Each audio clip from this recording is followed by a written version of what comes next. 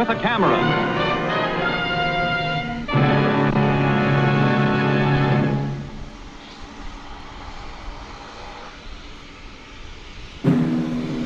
The following program comes to you in color.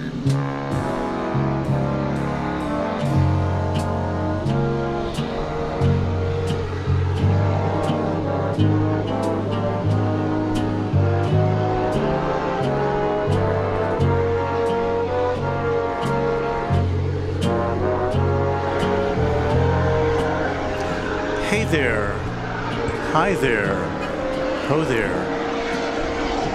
You're as welcome as can be. Runway DFW. So with apologies to the Mickey Mouse Club, we welcome you to a Tuesday night edition of Runway DFW After Dark on this Tuesday. I think I just said Tuesday, November 7th, 2023. It's election day here in the USA. But we're not here to talk about elections. We're here to watch airplanes. So thank you for tuning in to our little broadcast. We are here coming to you from, let's see if we can put this in perspective here. Well, you can kind of see our pickup truck is there kind of on the left center of the screen. We're in Super Samu. Go back to that for a second. So we're in Super Samu there, standing in the back of the pickup truck here at DFW Founders Plaza. So that's our situation. There is the East Tower of DFW International Airport with the skyline of Dallas glowing behind it. And we are here awaiting for planes to take off and land. We have over yonder the UPS cargo facility here at DFW. And looks like one plane, the one on the right there you see is an MD-11. We did have one that took off very shortly before we got on the air. We kind of grabbed the end of that takeoff. We'll play that back as we can. It looks like the the one on the right there has its lights flashing. I don't see it on the radar yet, so we'll stand by for that. I guess this is as good a time as any to watch the plane that we saw earlier. As you can see, the clock on the screen is accurate. This was 8:22. And I didn't even have my app fired up yet, so I don't know where this was going. I suspect to Louisville or Rockford Airport in the Chicago area. Those are the usual two destinations for the MDs from here. So again, this was recorded a few minutes ago.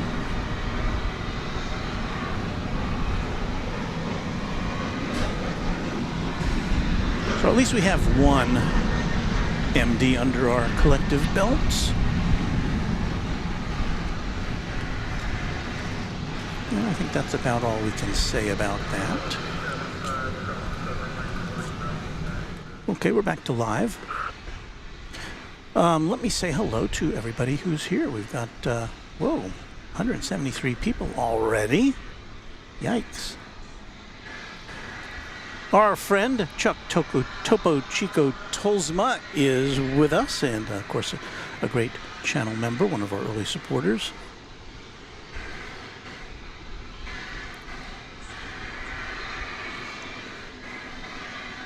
I see our great moderator and channel member A-List Flyer Chris is in the house. North Texan says howdy from Rome, Texas.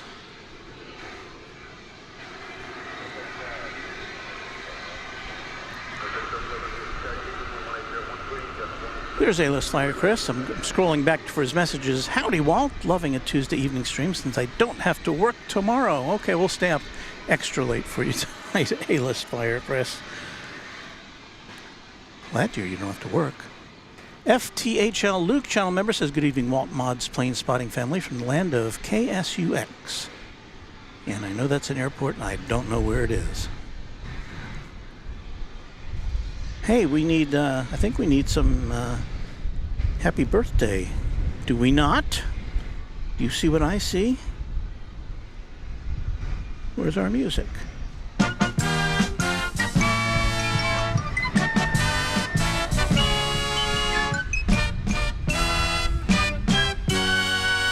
Well, Curly, we welcome you to the show. You turned 67. We are happy to have you as one of our viewers, and happy birthday to you and anybody else who's got a birthday today, or this week, or this month.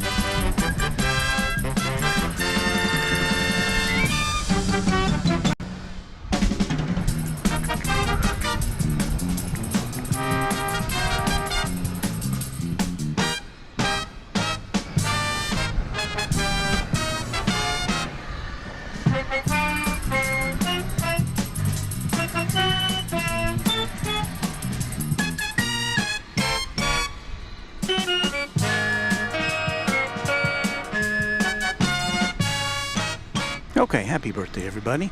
I saw a message there from our good friend, Airline Videos, Kevin at Airline Videos, and I'm trying to find it here amongst all of these very nice messages from you all. But anyway, what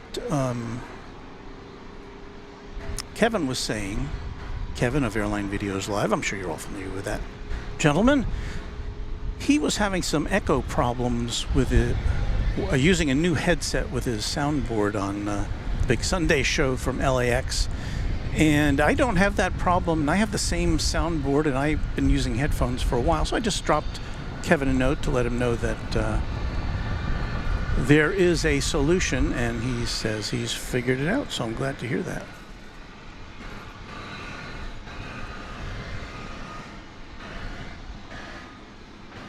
Backing out over here, just behind us, is not the MD-11, but it's an Airbus A300, which is going to Rockford Airport in the Chicago area. So we'll check that out shortly. And we were looking at earlier a 777.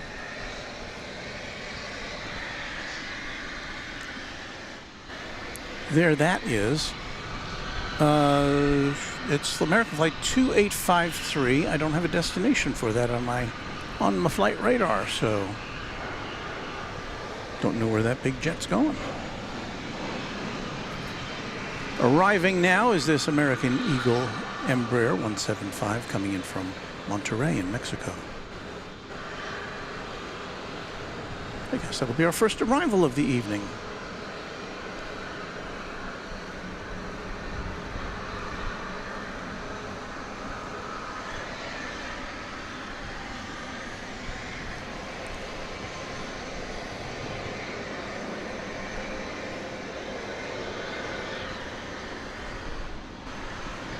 So if anybody wants to type in American Airlines Flight 2853 and let us know where this bird is going.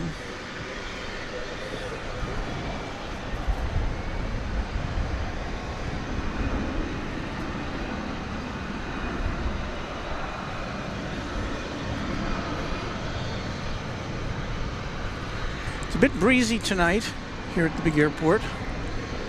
What does the airport say officially? Officially, it says 16 miles an hour wind coming out of the south.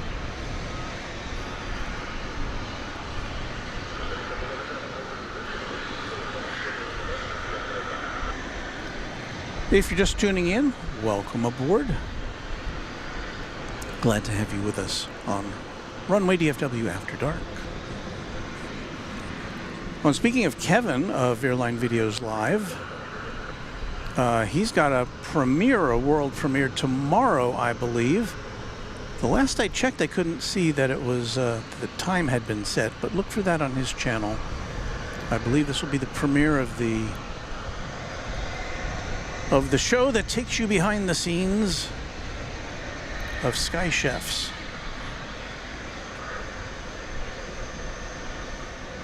I am looking forward to that. It's going to be a premiere, so everybody can watch together and make comments. That'll be fun on the Airline Videos live channel tomorrow with Kevin and Rudy. And oh my goodness, I hear the sprinklers, and that means I'm gonna have to move. And I say arg. My goodness. Well, we're gonna have to pull this thing forward a little bit so we don't get sprinkled on. I was hoping this wouldn't happen, but it's happened very early today, I guess because of the time change. So I'm gonna turn the headphones off. You can watch us back out there and wish us luck.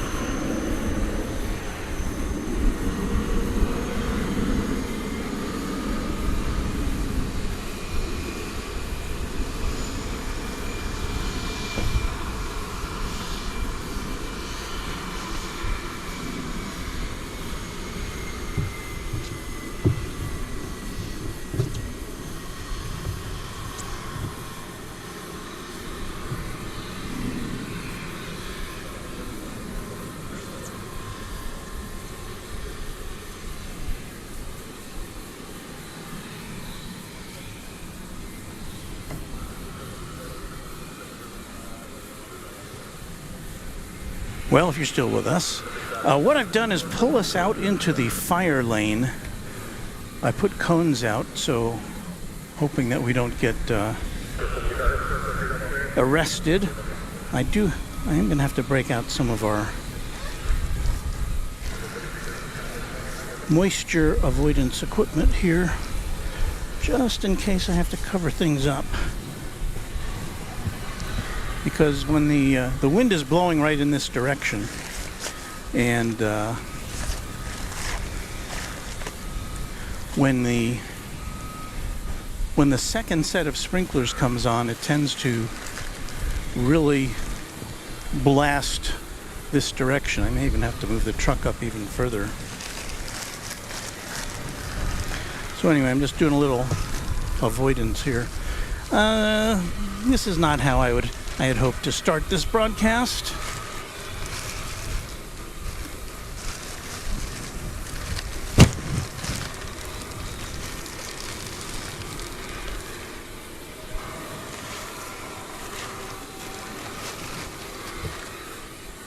Okay. All right. Well, let's try to get a plane in or something before we have to make some more emergency modifications. Here's that A300 we talked about before the inundation. As I said, this is going to Rockford Airport in the Chicago area. It is a 19-year-old Airbus A300.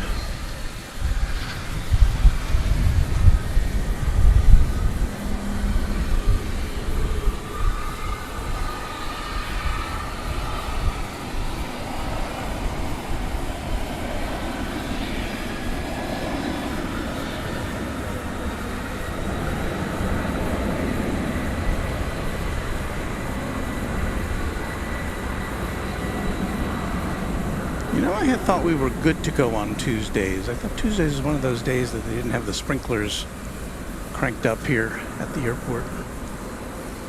Well,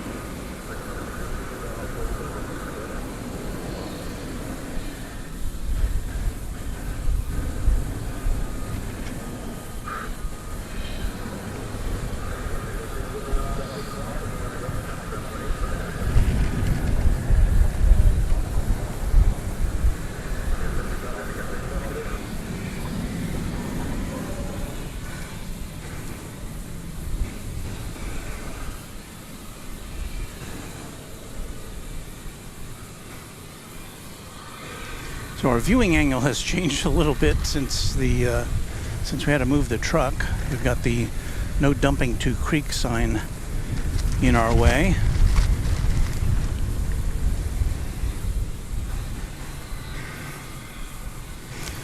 Well, let's try to check in with some of your messages. M&M Plane Spotting says hello, Walton, everybody.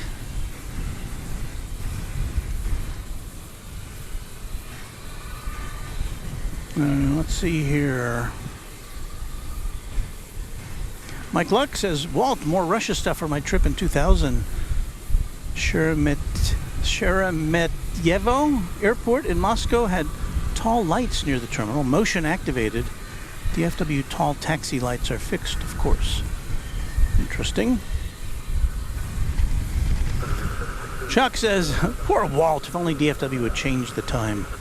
Yeah, I don't know what they're thinking. I don't know why they can't just do this, in the middle of the night when there are typically much fewer people here. But I don't know.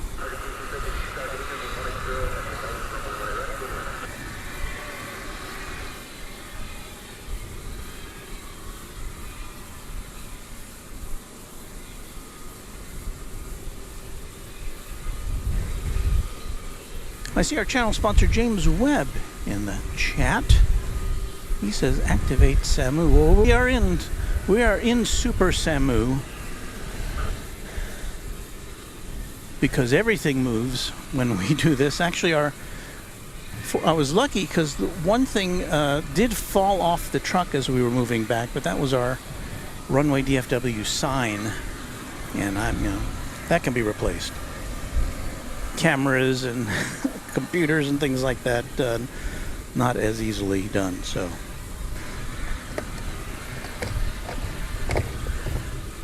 let me see. We got flight 2376, American Airlines coming in from Las Vegas. It's an Airbus A321. Let's see if we can make this happen for you, because who knows how long we'll be here tonight.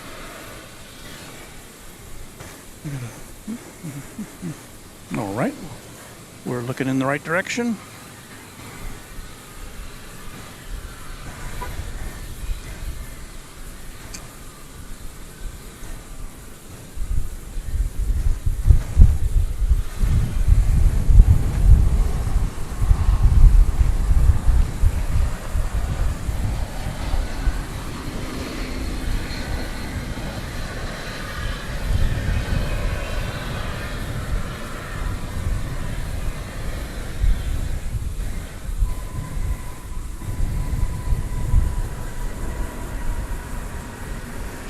An Airbus A321 coming in from Sin City, just shy of a 2-hour flight.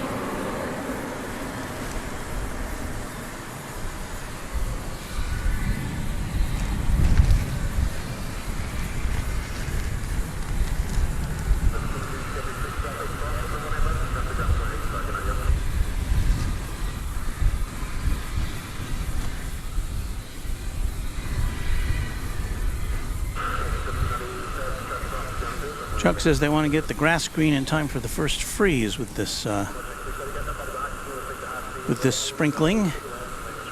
I don't know about that. Well, we did learn over the last few days that one reason they've built this fence that you see in the foreground, it's a little different from my original information, although it's kind of along the same lines of safety. Our intense drought over the summer created some big cracks in the soil around this mound that Founders Plaza is built on, and I guess they need to make some repairs,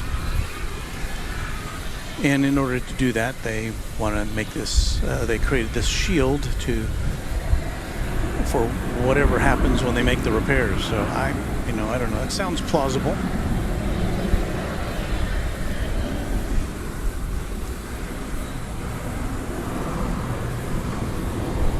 I see an aeroplane taking off here.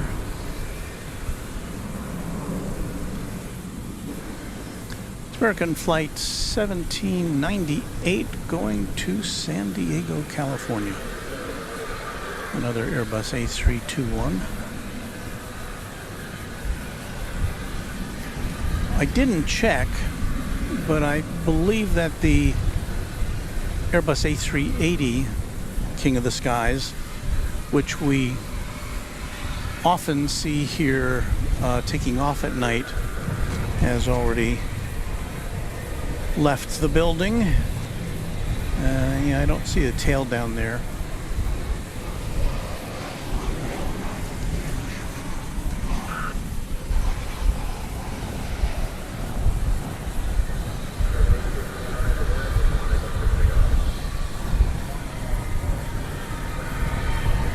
That is American Flight 2270 from Omaha, 737-8 or 800.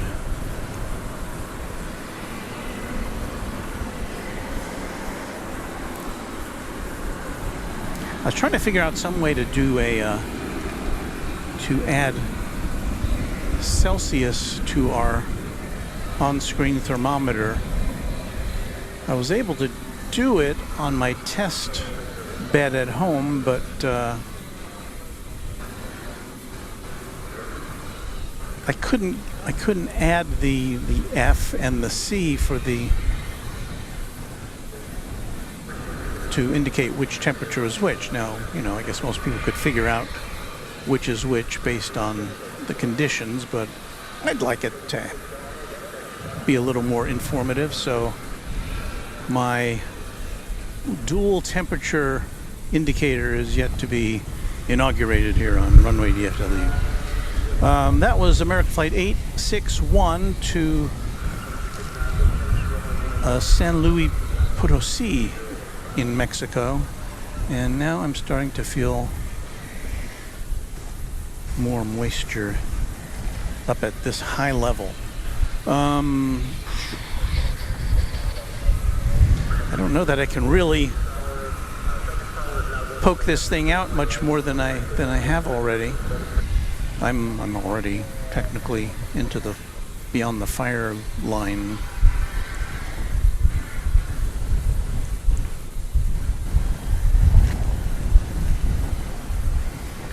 And as I said, when this series of sprinklers concludes,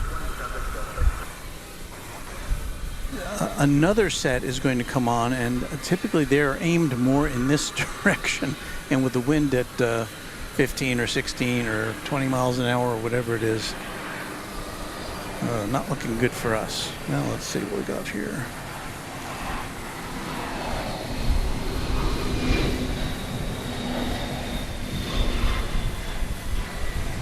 We'll bring you planes as long as we can, folks.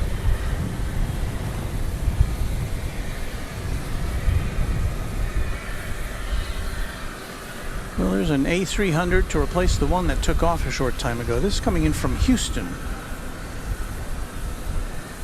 UPS Flight 773 from Houston Intercontinental George Bush Worldwide Airport. I always thought Intercontinental, that's a good name for an airport. It sounds so much more spectacular than international. I guess they both mean the same thing, but intercontinental sounds...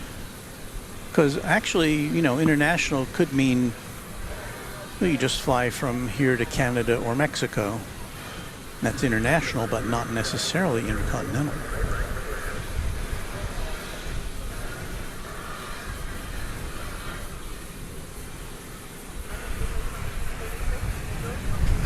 American Flight 2659 from Santa Ana is about to touch.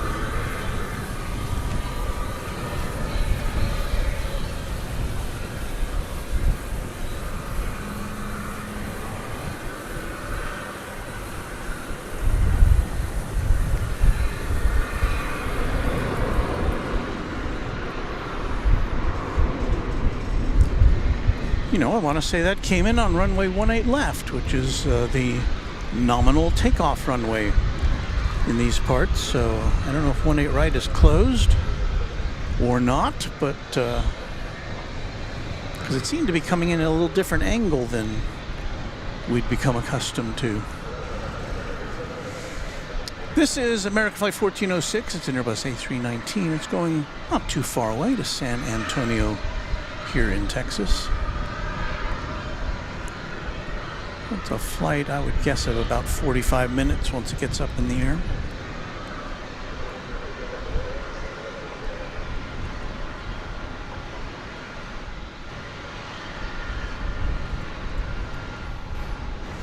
It's a 10-year-old aeroplane.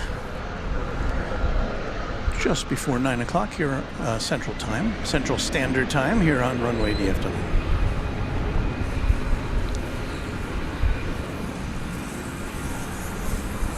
Okay, now the big guns have come out as far as the sprinkler goes. I'm going to have to abandon this. And I think I'm going to have to move.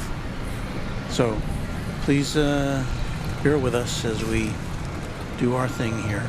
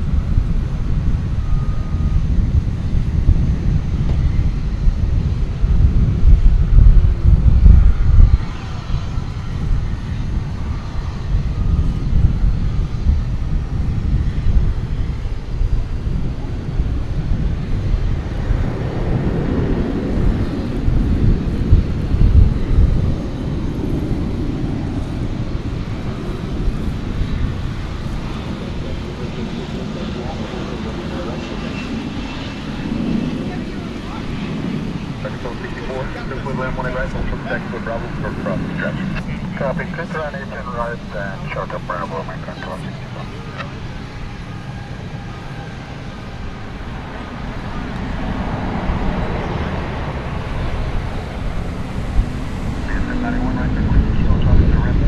Whiskey Kilo to the ramp with you. Yes, 790, good night.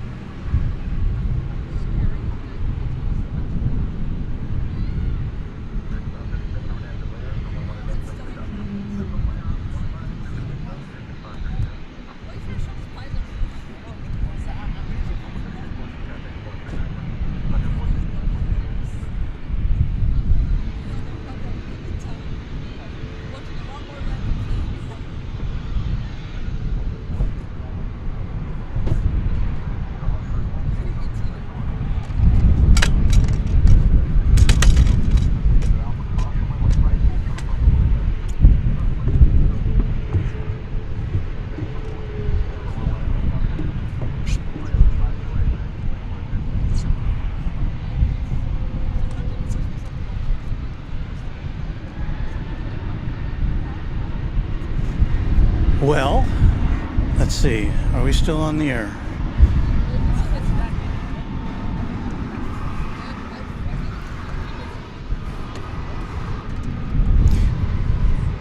Hello? Oh, okay. Hello! Well, that was an adventure. That's a first. We've gone to an entirely different location here at Founders Plaza. I don't even know. Yeah, I guess we can kind of see. We're going to have a pole in front of us, and we may have to move again because of when the sprinklers come on this side, but, well, we'll just do what we can. Thanks for sticking around with us for that little adventure.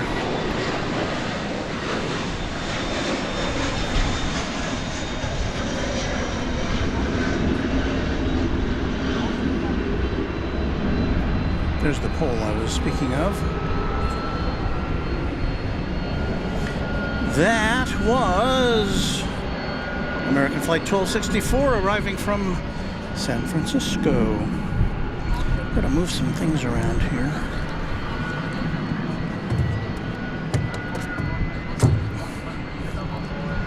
That was interesting. Do we still even have our other camera? Is it still in view? Yeah, there it is. That camera's about, I don't know, 200 feet away from us here. We're kind of, the signal's a little iffy there, but I didn't have time to collect it. But you can kind of see why we had to move. Now, let me move my main tripod a little over here.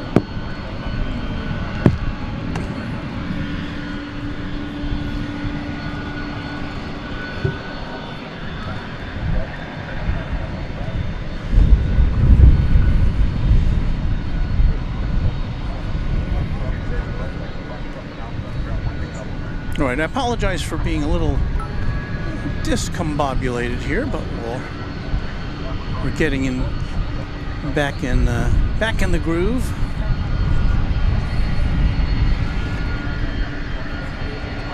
We have two UPS planes on the move, or at least being, at least lighting up the radar. We've got an MD-11 and a 757. So we don't have as good a look at the UPS facility as we previously did. What you're looking at there is American Flight 1797. It's going to Las Vegas, Nevada on an Airbus A321.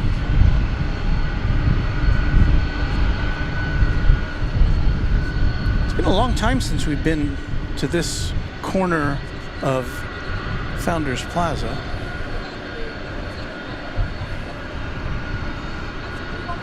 We're at the very north end of the horseshoe here.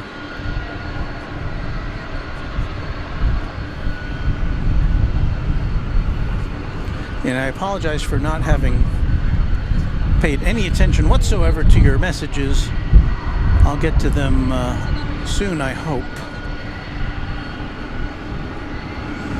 All right, here goes the flight to Las Vegas. Let's see what kind of a view we get. There will be a light pole intercepting our shot here in the middle of it.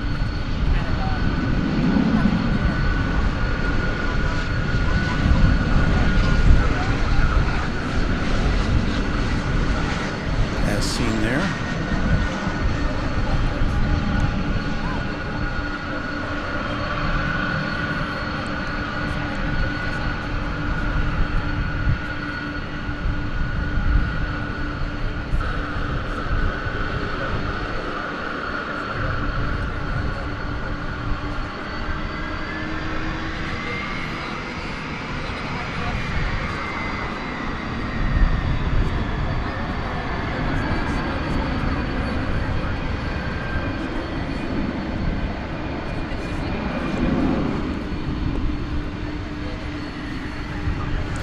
There you see the distinctive silhouette of the MD-11. This is flight 765. It's going to Louisville, the UPS World Port.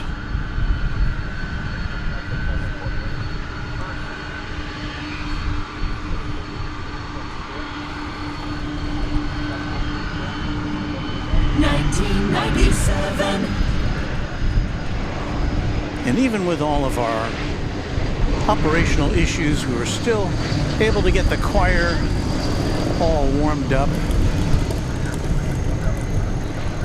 to give us the 20th century salute to this tri-jetted aeroplane.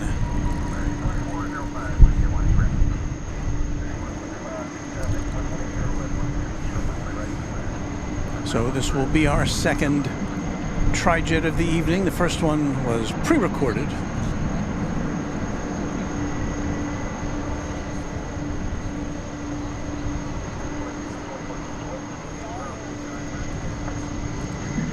Both UPS and FedEx still fly MD-11s in and out of DFW. We don't see as many FedEx planes over on this side of the airport. In fact, we hardly ever see them. It's kind of a rarity if one lands or takes off on the west side.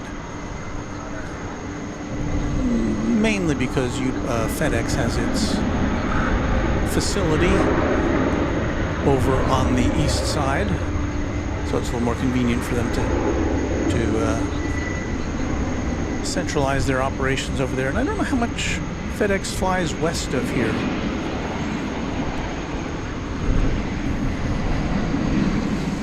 Here comes American Flight 2024. It's coming in from Los Angeles.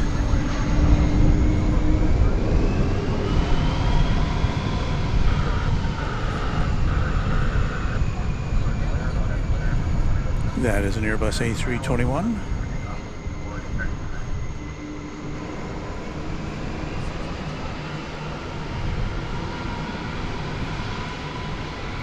And we'll watch this three-engined airplane taxi on over.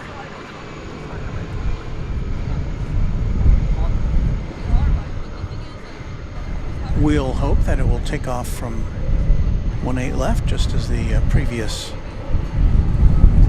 MD did.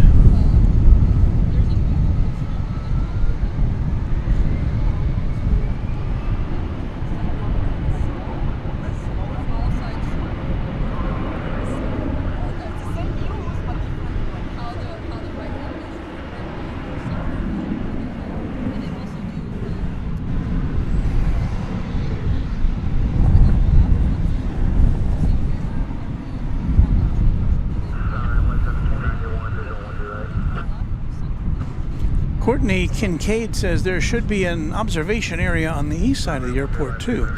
Well, from what I've been told by a lot of people who go to a lot of airports, we're lucky to have one observation area that's open and free to all.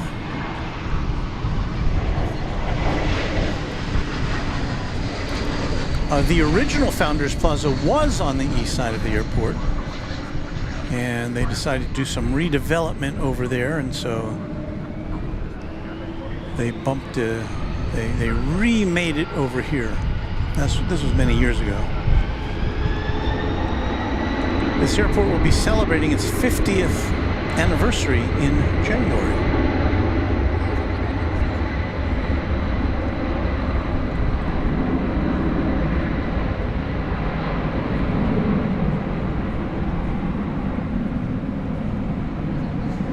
Talking about airport names before.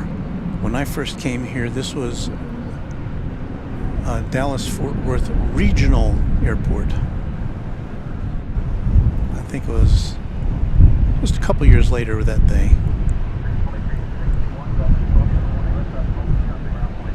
changed it to something more bold and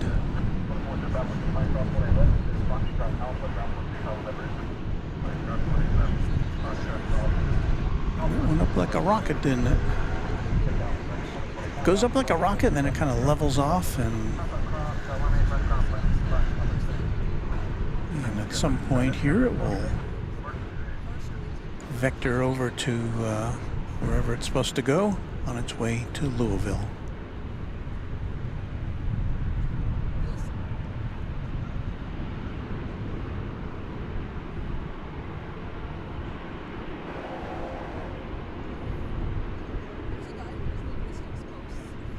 Let me see if I can get our second camera here. I have not yet messed with it yet to give us any kind of a picture.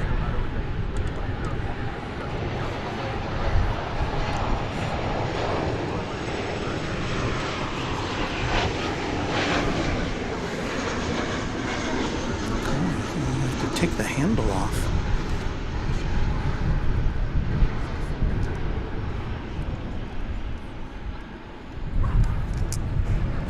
I don't have room for the handle of our second camera. There's our third camera.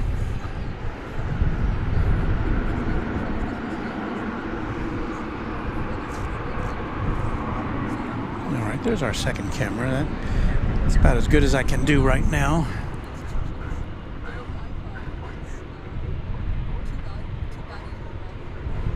Anthony Guinan, a channel member, says, Walt, Southwest Airlines at DFW in 2025, article in Simple Flying. Yes, I've seen those reports.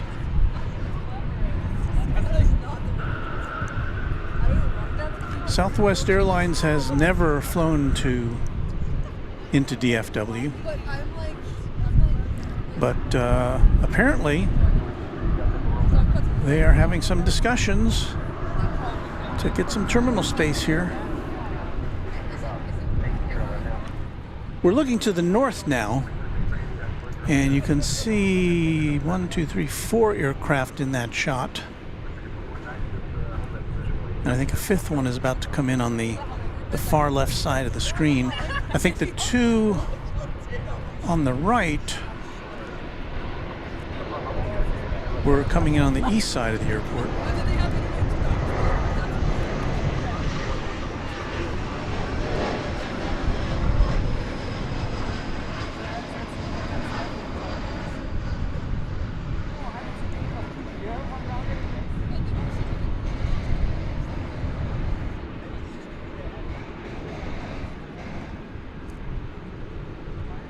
American Eagle E-Jet coming in from Brownsville in Texas, flight 3560.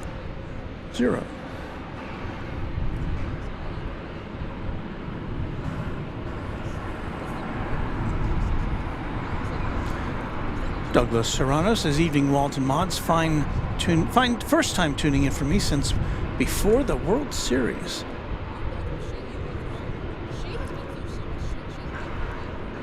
Mike Ullerlich says, I'm thinking Walt's not a fan of that fence. Well, the fence I can live with. The sprinklers, not so much. I mean, I understand the need for sprinkling.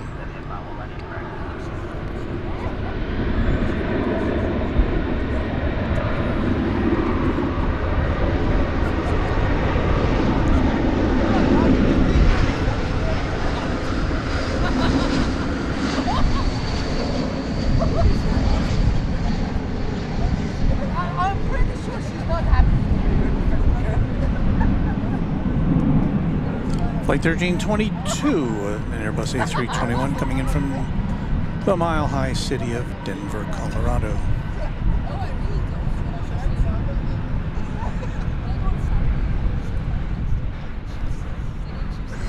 So we're still receiving our... It's coming in kind of spottily, but you... Wow, those sprinklers are still going off over there? That was our original position over there, and I guess I'm kind of glad we moved, but if the sprinklers come on over here, then we're going to have to try to find a space over there. We need a little traveling music.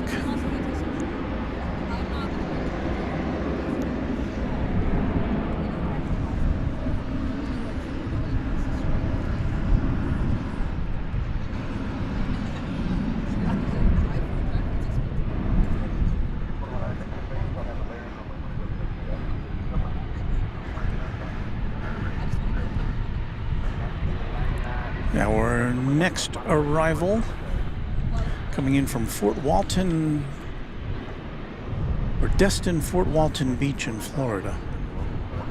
Flight 3689, American Eagle. It's at number 175.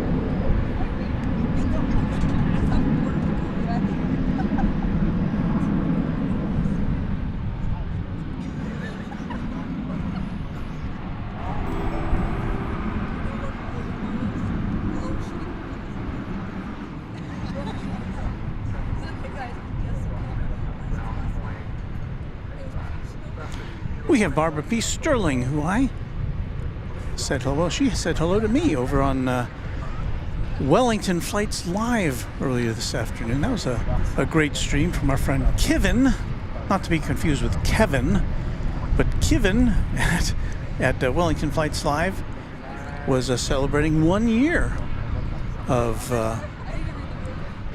plane spotting from his great city of Wellington. They're on the southern tip of the North Island of New Zealand. So congratulations to Kevin, or Kevin. He puts on a great show. And some great scenery, some great planes you don't see here. Lots of dashies. Cool stuff. This is flight 1999 from it's going to Los Angeles. Hey, we have singers for the flight number on this one. 1999. Now that's not the year it was made, because they'll be confused, because this plane was made in 2016. But we did just happen to have a jingle for the flight number.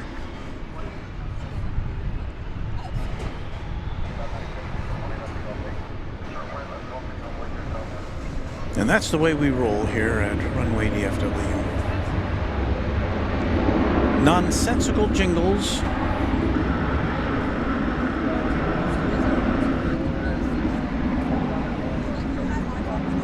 with the aim of entertaining you somehow.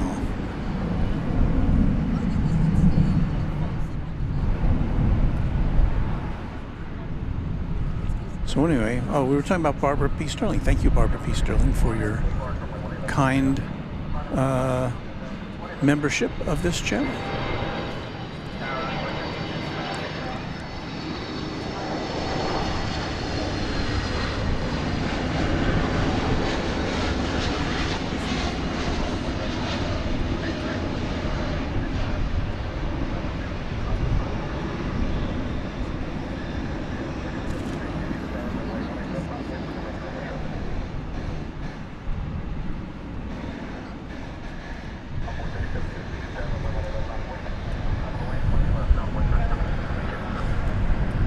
What you just witnessed was American Flight 1945 arriving from Phoenix, Arizona in Airbus A321 Neo.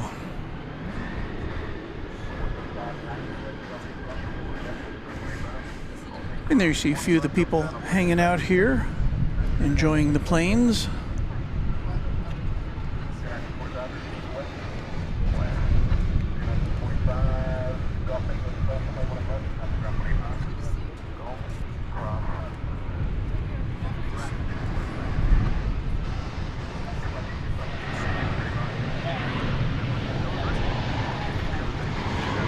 Let us zero in on a flight coming in from Miami.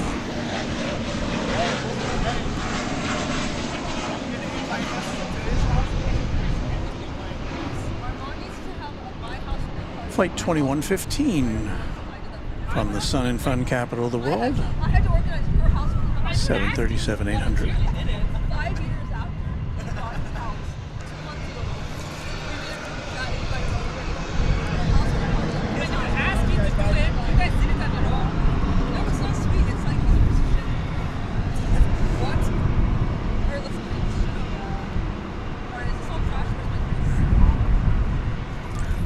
Robert Smith says, see you all in a bit, heading home now. Safe travels to you, Robert. I would like to acknowledge a very generous $100 super chat from Barbara P. Sterling. Walt, that car ride and your cool nature worth a donation. Well done on the move live. Stay dry now. Great show. Thank you, Barbara. I'll have to remember to get this camera because I can't even see that camera. It's attached to a fence. It's attached to a sign over there. So remind me when we get close to the end of the broadcast. Thank you.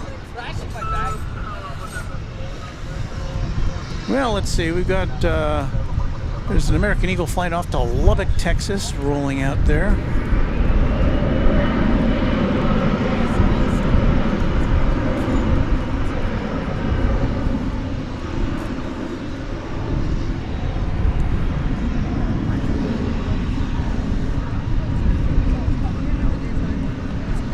I think what we'll do now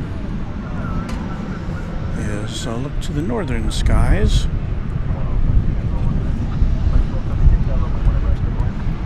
For another American Eagle flight, this one from Oklahoma City. Flight 3895. As you can see, an Embraer 175.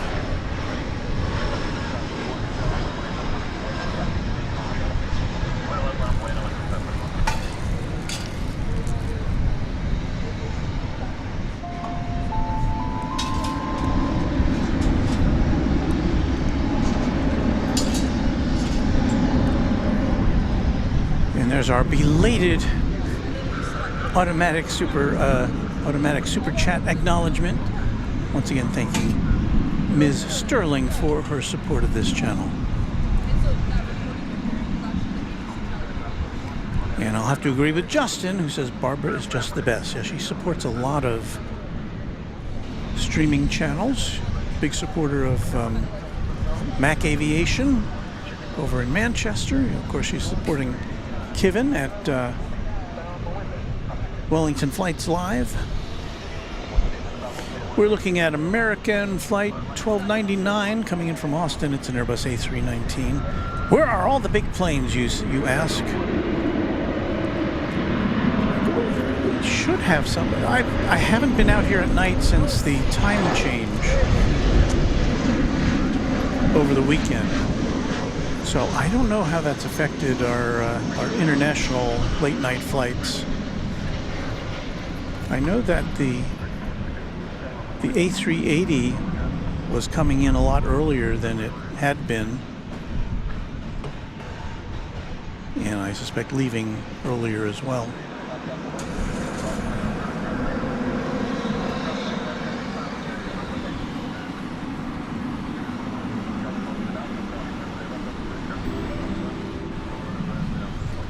Irish Dublin, who hails from Houston, if I'm not mistaken, has just become a member. Well, thank you, Ms. Dublin.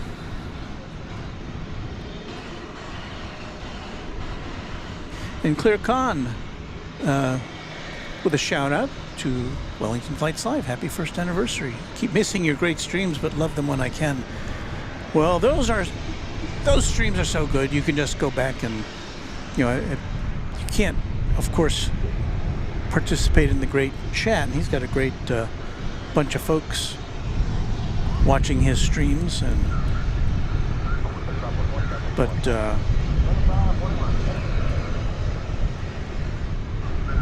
the scenery is just so beautiful there, and he's got several. Kevin at Wellington Flights Live has several locations around the airport from which to spot. And when there's no planes coming in, it's not quite as busy as here, of course. There's no planes to spot. You just point the camera over to the bay and watch ships or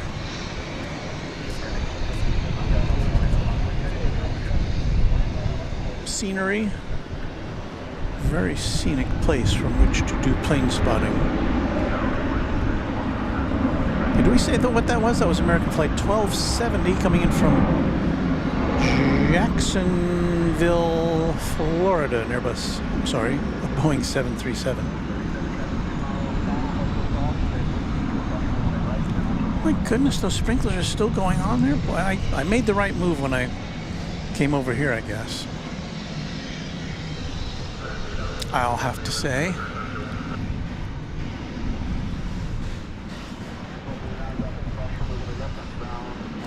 I am seeing on the radar ABX Air Flight 1502, a 767, that's a cargo flight, 767-300. Says no destination available, that's what flight radar tells me, but typically that flight's going to Cincinnati, Ohio. So we'll see if we can see that. It's just lighting up on the radar now.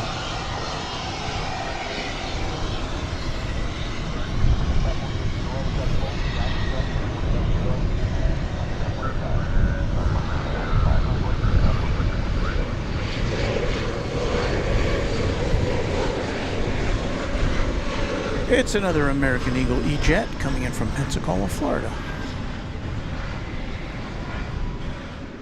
Well, the Florida flights are coming in on this side. Normally they would be east side arrivals.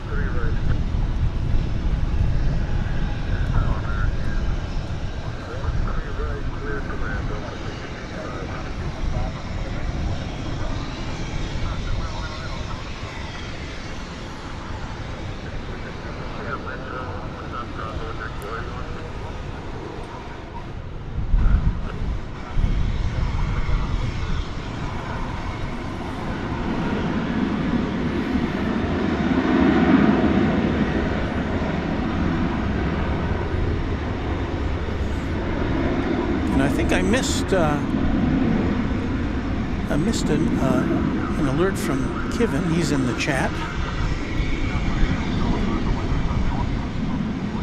Oh, there he is. Wellington Flights Live. Kevin, he's a member of our channel, and he says, thanks there, Walt. Well, we're happy to promote your channel when we can. There's people who watch this show who've never seen yours and vice versa, so I think we kind of help one another in that regard. I think I saw somebody on your stream today, so they found out about Wellington flights live from Runway DFW, and so I felt really good about that.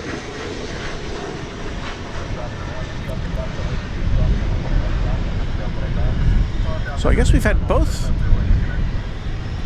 Kevin and Kevin in the chat tonight. We had Kevin of Airline Videos Live pop in a little bit ago.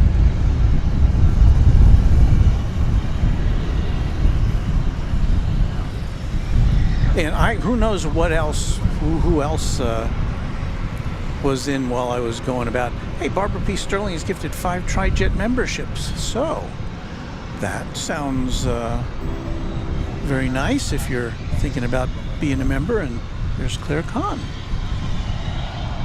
who's checked in there. New members are making their way.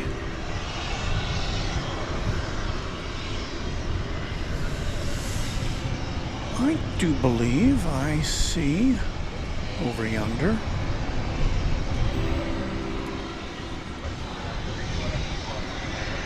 the Spirit of Australia. This is Qantas Flight 8. It's headed back to Sydney. The 7879. And thanks again to Barbara P. Sterling for new members. Speaking of members, I've been so, what I like to call discombobulated tonight. I would like to now turn on our, what we call our membership crawl, which lets you see the names of all the people who, as of 2 o'clock this afternoon, were members of Runway DFW channel. And I know we have new members tonight. They will not appear on this scroll. And of course, leading the way is Runway DFW sponsor, James Webb, who's been a huge benefactor to this channel.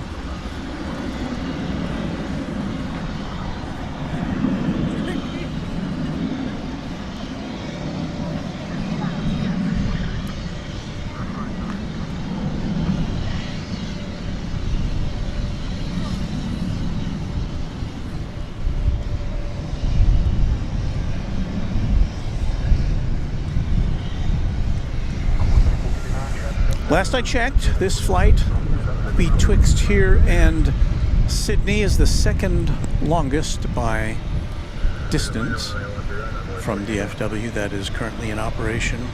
The longest one is also operated by Qantas, and that is the semi-weekly trip to Melbourne.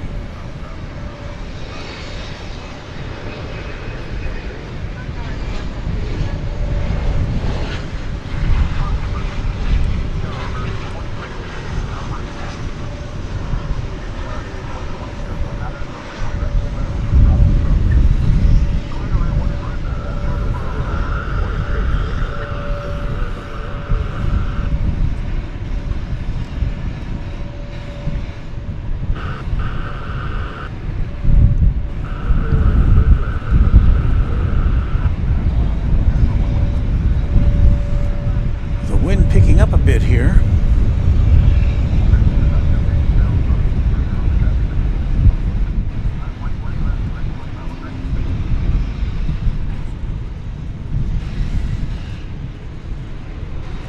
Check back in on the, oh, the sprinklers have turned off there. Well. So that leads us with the question, do I want to move again? I don't think I'll move again unless the sprinklers come on over here. Oh, and you know what?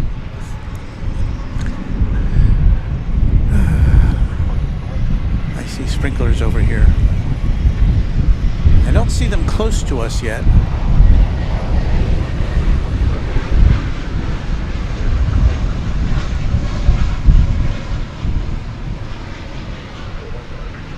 Or do I? I'm looking. Sorry to get so distracted with all this sprinkler stuff, but yeah, the sprinklers are sprinkling on the other side of the fence from where we are currently. I mean, they're not pointed in this direction. If they get redirected, we may have to hit the road again. Oh boy.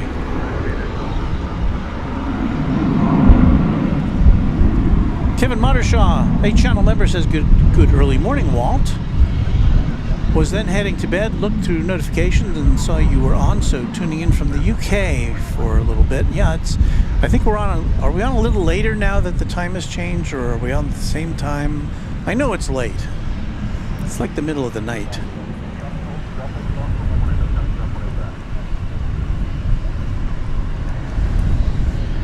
I suppose we should delve into some action here while we're waiting for the Spirit of Australia.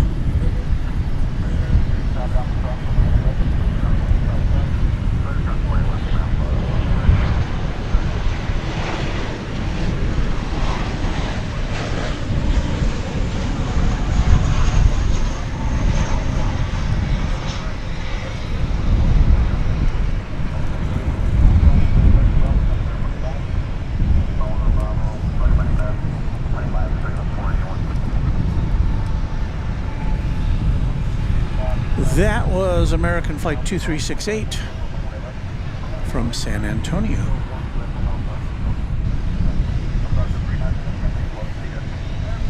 Well, the nice thing about where we are here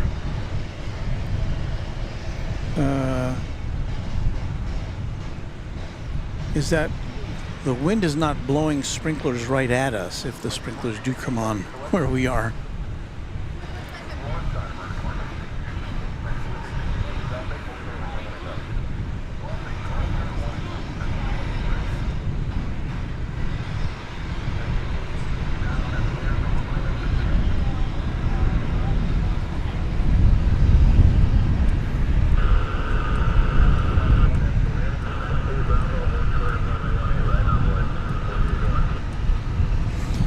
Well, while we're waiting for this, we should probably do a little station identification.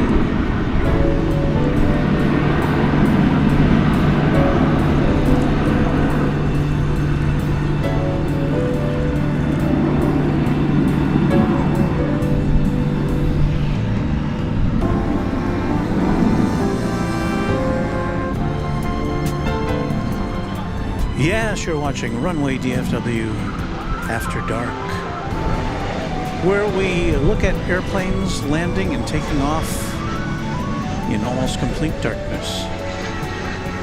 And you seem to like it, so we'll keep doing it. Thank you for watching. It's a little, wow, it's getting late. It's 9:39 already. But it's not as late as it is in the UK, where it's 3:30 in the AM, says Randy. It's Tuesday, November 7th. And, yeah, thanks for watching Runway DFW After Dark. I think we interrupted our crawl.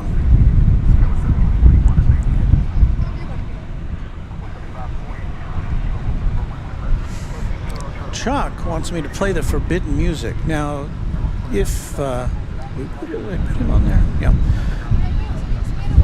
So for those of you who are new to the channel, our executive producer, Mrs. Runway DFW, was very particular about us not using a certain musical number that I thought was, you know, it was kind of innocuous. It was fine, but she didn't like it, and so I understand that and I respect that because, you know, she's my wife. I don't want to get her mad at me, right?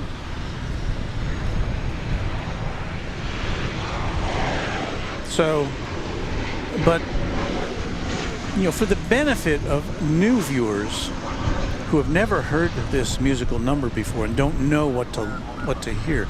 Now, of course, everybody who's heard it already will get ready to cover your ears because I'm going to play just a little sample of it so you know what it sounds like. So if you ever hear it, you can immediately cover your ears because it is so cringeworthy. So here we go with the music that we're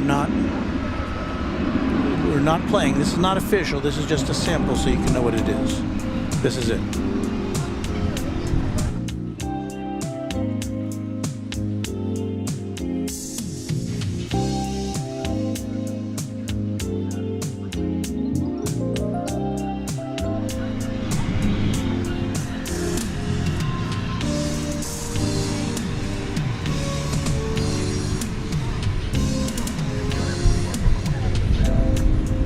Jiffy Box says, I've had the song that shall not be played stuck in my head for days, and I'm okay with it. Tell Mrs. Runway DFW it's my head bobbing happy. It's my head bobbing happy song. I like it, but I don't want to have any domestic issues, so I guess we probably won't play that song again tonight for sure. Although Phil G says, I like the cringy music, it's very retro smooth. And FTHL Luke, channel member, says, such a smooth groove. And Wellington Flights Live, Kevin says, the joy of this tune stays with me for hours afterward. Earworm. That may be the problem with it, it's an earworm. And when I first heard it, I couldn't get it out of my mind either. Our music comes from jinglesamplers.com. It's mostly old 70s music, some 60s music that we purchased the rights to play. We're not stealing it from anybody. We've put down some cold cash for this music, so. A $10 super chat from O'Malley, a channel member, says, Walt, some good news and some bad news. Mrs. Runway DFW said, when the time is right, someone let Walt know. I polished off his roasted turkey, chased it with chocolate milk. Good night, all. Well, I might have to stop at the Whataburger on the way home because there won't be any food left in the fridge. I don't know, we'll see. Maybe I'll just go right home. Gotta go see my grandson off to school in the AM, and his bus gets there. Well, I go see him at 6:30 AM, and his bus gets there a little closer to 7. But I'm happy to do that. Well, let's see. Well, this plane ain't moving anywhere. Let's see an American Eagle flight coming in from Midland, Texas.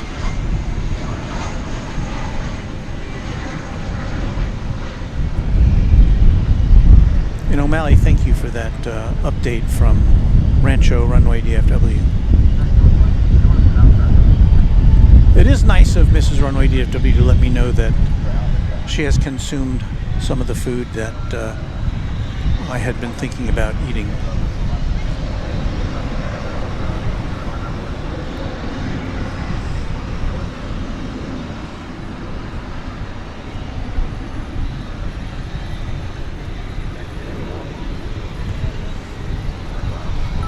Courtney Kincaid of the music that should not be played said the hold music, it's like hold music mixed with elevator music.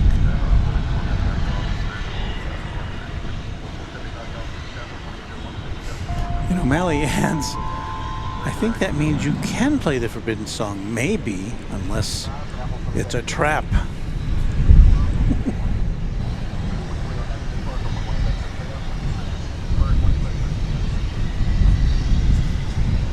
Well, this Qantas flight must be. You know what has happened to our tower?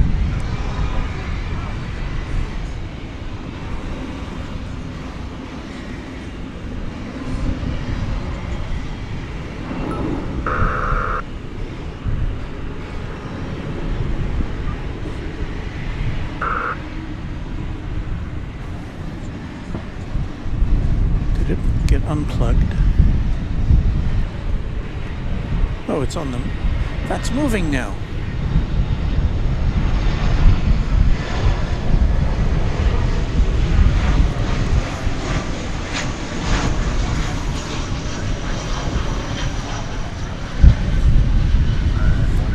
And for some reason,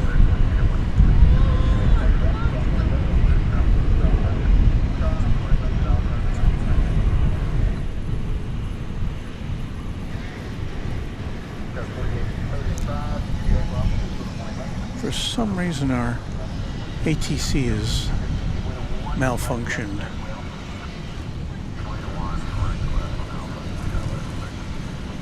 Well, once again, if you're just joining us, this is Qantas flight, is it 8? I believe it's flight 8, going back to Sydney. It's a daily flight, 7879.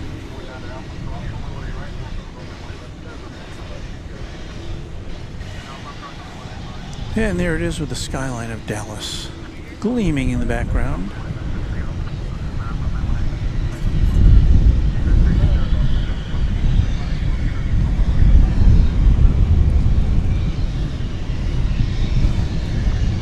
And so it begins, the long journey to Australia.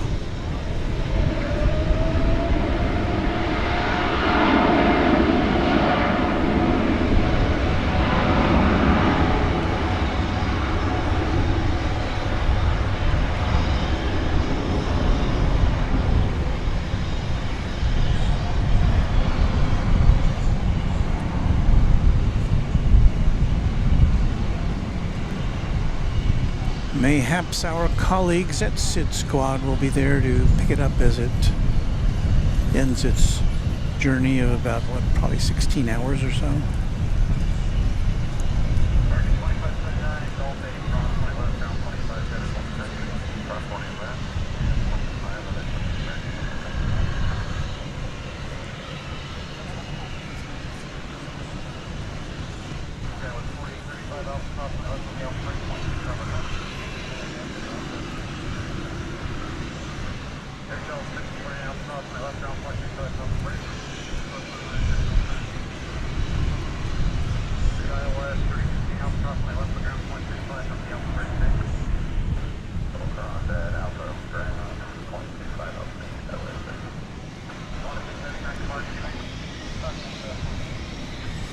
Safe travels down under.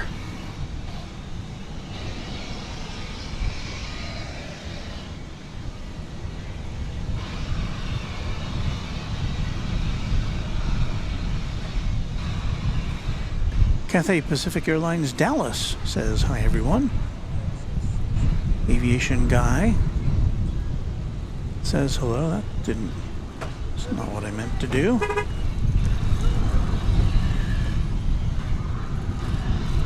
That's what I meant to do. Abraham says nice to see Qantas. Yes, a long flight.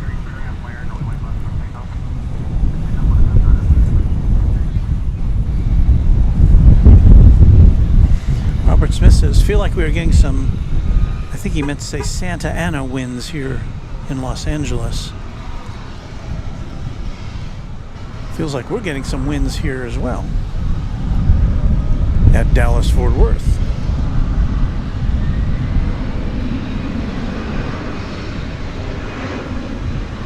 Well, it's another American Eagle E-Jet.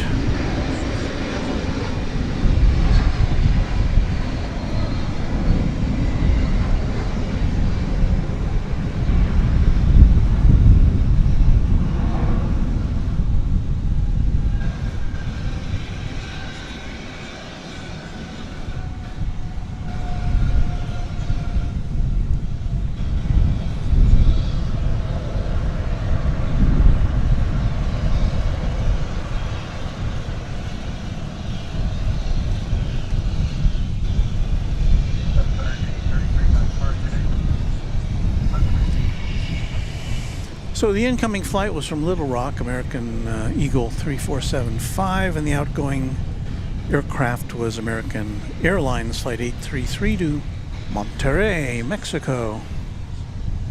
That was an Airbus A319. Well, things have kind of, all of a sudden we have nothing going in or out.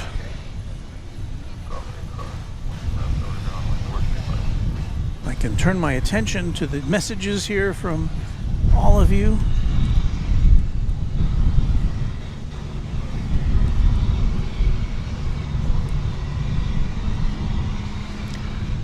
Suze S7 says, what a beautiful night for an After Dark show. Well, thank you.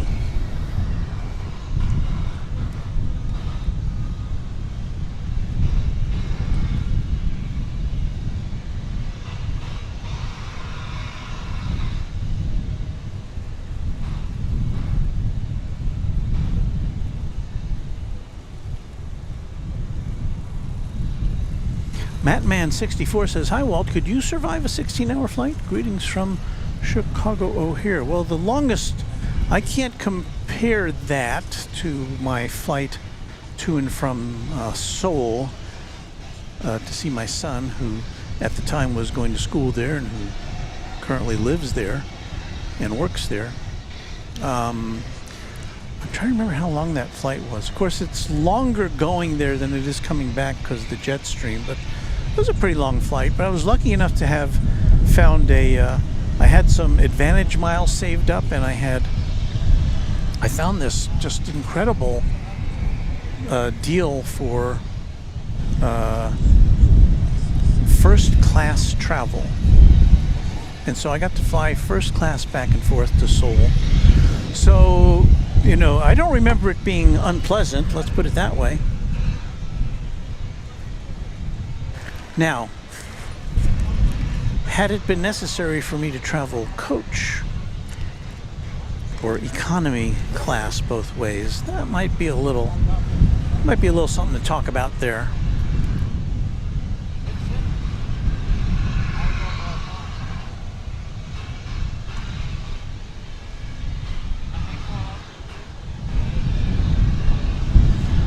Channel member Josh Aldrich from up in Oklahoma City says, "I have done an 18-hour flight from DFW to Sydney. At least it was on a Qantas A380.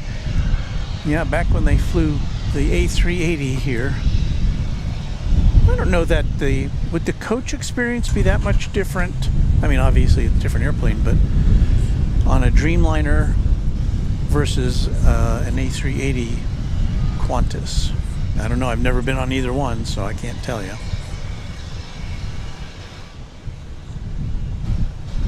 And who knows? Maybe Josh was flying high in first class. But yeah, it's got to take something out of you, a flight like that. I know that experienced travelers have, you know, I've seen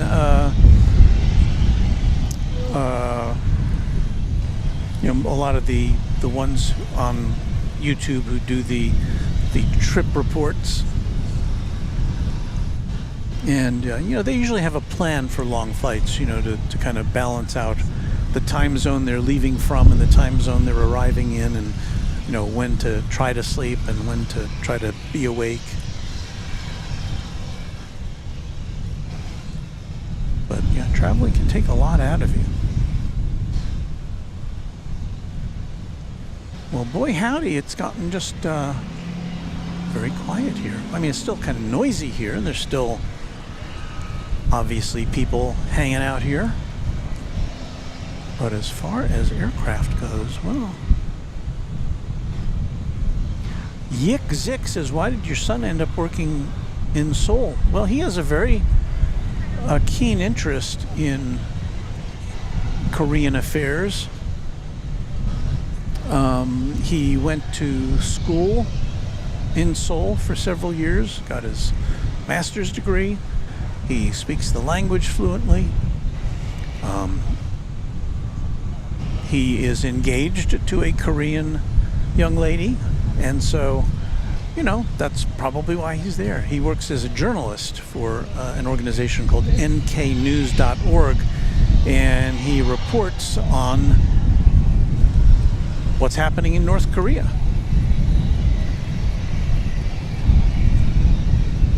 And his specialty is analyzing satellite photography and interpreting what is happening based upon his observations from one day or 1 week or 1 month to the next. And it's fascinating what he can discern from high altitude pictures.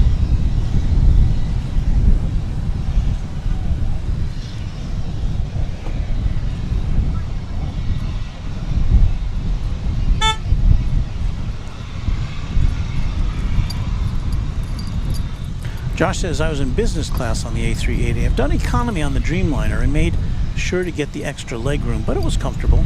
I did have to get up every once in a while." Well, I would think you would absolutely have to get up every once in a while, if only to take care of business, if you know what I mean.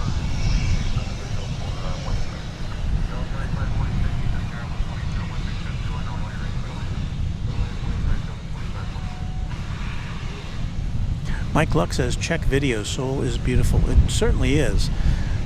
I went there before I started doing plane spotting, and I've seen some plane spotting from Seoul, and there's appears to be a hotel which kind of overlooks the airport with some good views. So you can bet if I go back there, and I probably will at some point, I'll try to take you along for at least a little bit of plane spotting at Incheon. And maybe at Gimpo. We have two big airports in Seoul. I've never been to Gimpo. I think that's how you pronounce it. Maybe it's Gimpo.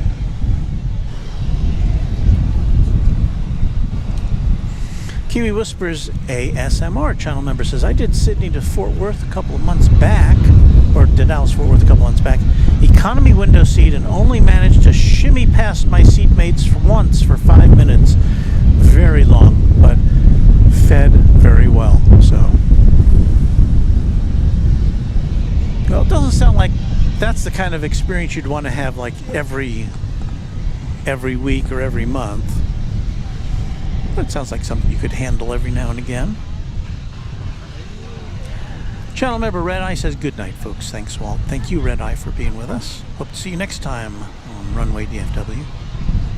Aviation Emily says, great to have a Tuesday night stream as always. Mary Extraordinaire says, goody. Oh, goody, Walt's on. Yeah, we have a new member, or a new subscriber in the name of Austral.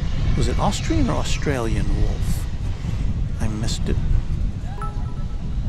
Mitchell Austin, a new subscriber. Thank you, Mitchell.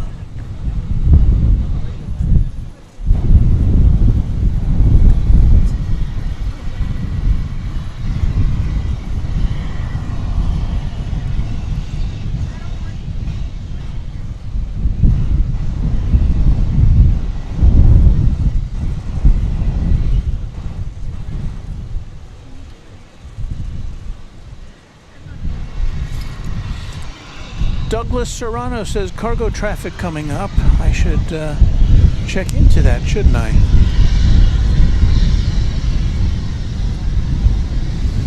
Well, we do have, finally, a plane is incoming. It's a Delta Flight 2546 from Minneapolis, St. Paul. It's an Airbus A220.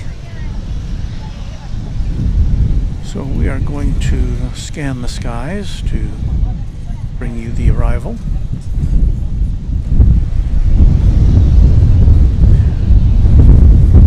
Well, from this position, we don't have to look through trees as the planes approach.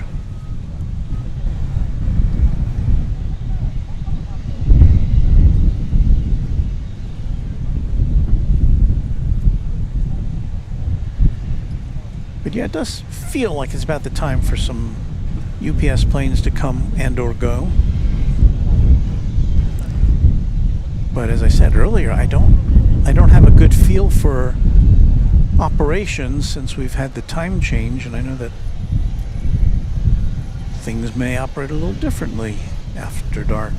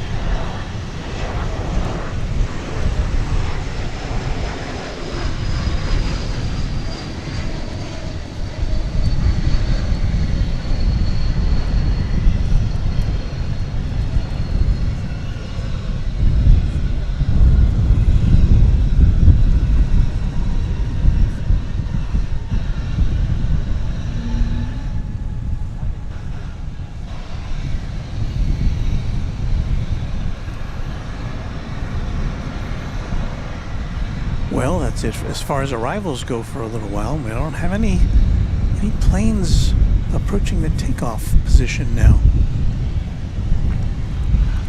You know what we can do? We can just replay the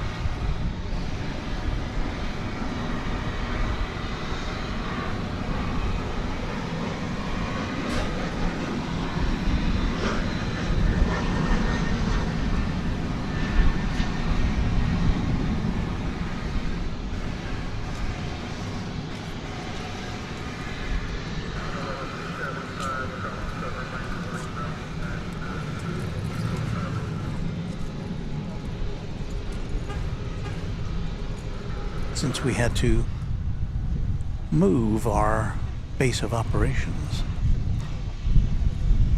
Douglas Serrano saying Delta will fly from Seattle to DFW starting next year.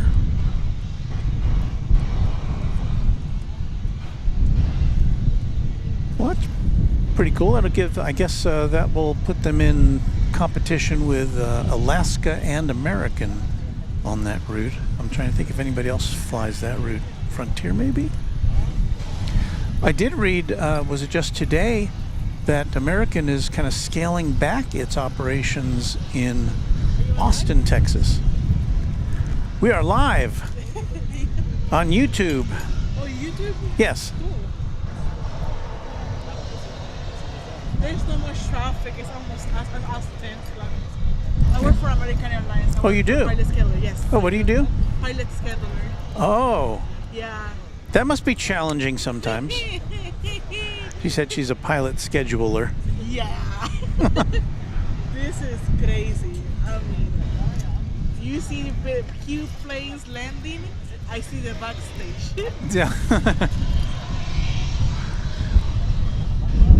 Well, we thank you for what you do. Thank you.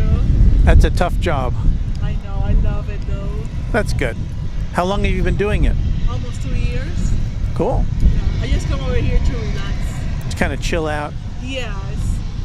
So you see your job in action. Yes. Good, Your good. job in action right there. Well, I don't know how much of that you could hear, but it was a young woman who's been scheduling pilots for 3 years for American Airlines. Well, speaking of... Take care. Thank you. Have a good night. Speaking of UPS, we still have our camera over there.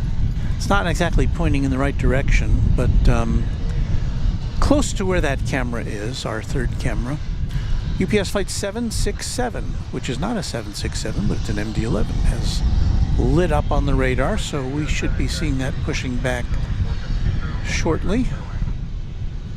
I don't know how much of that we can see at the moment.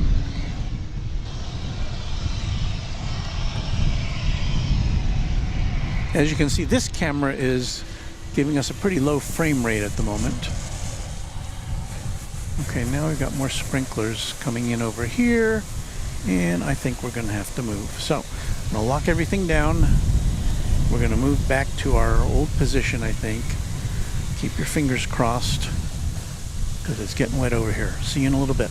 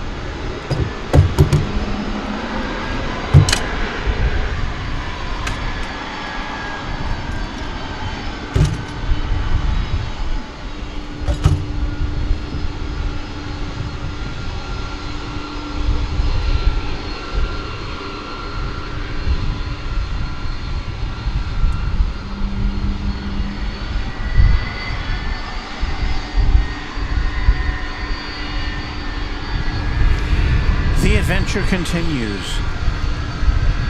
Well, we're back pretty much where we started.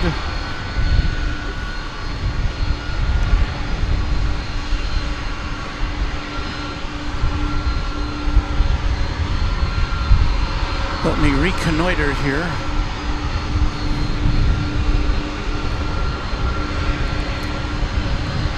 So we've got two MDs and an A300 all going out.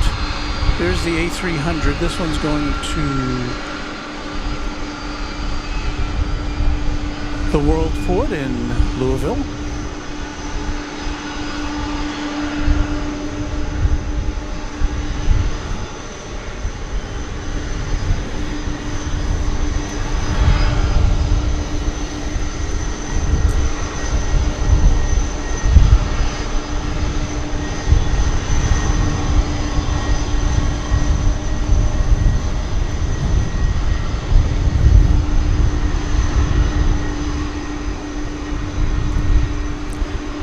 There is one of the two, well, there are two MDs. I believe the one that's closest to us is going to Rockford Airport in the Chicago area.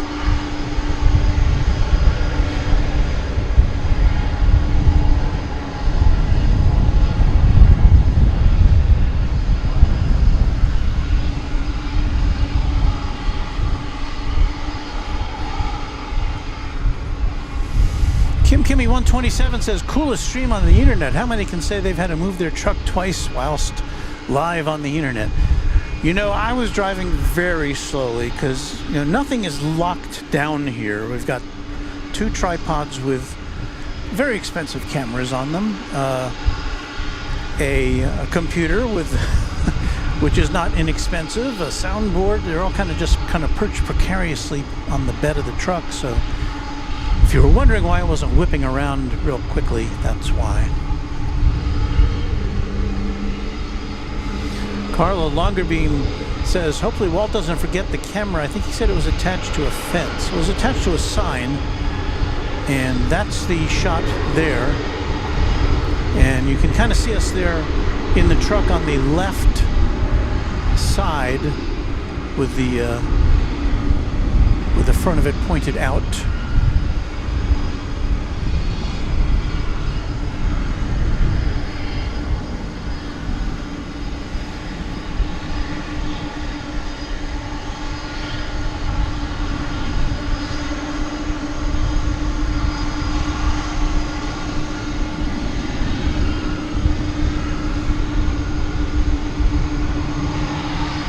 And just for the record, the aircraft with the tail in the foreground.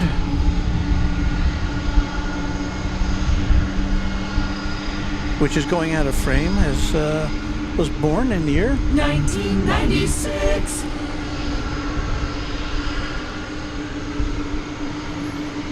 And look at that. There's the other MD, which is now getting pushed back right behind it. This one's going to Louisville. It's a little bit older. 1994. Channel member Johnny Dodge says, great job, Walt, didn't miss a beat. Well, there was kind of some nothingness going on there for a bit, but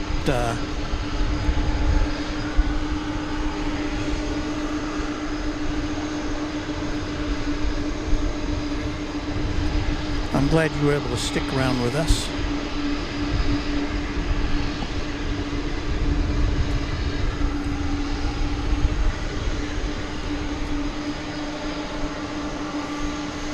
So there we are looking through two fences.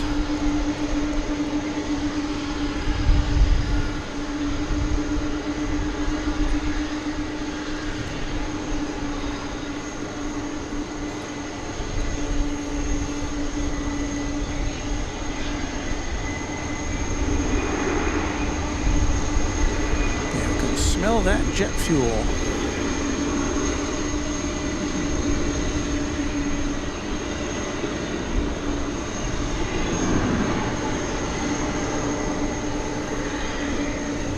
There's the Louisville-bound MD. Still getting pushed back.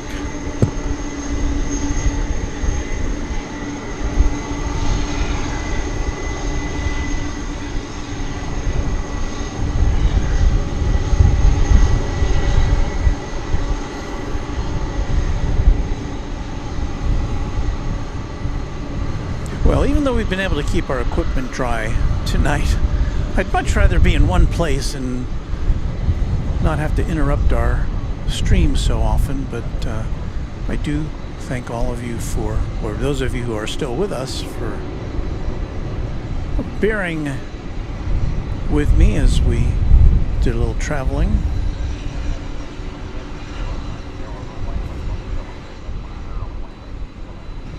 So yeah, our quotient of plane spotting was not quite as high as I thought it would be tonight.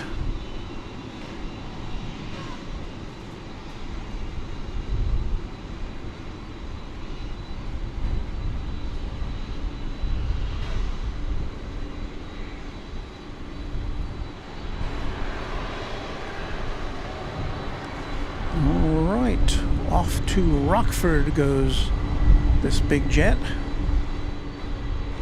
and I still don't know where our ATC is.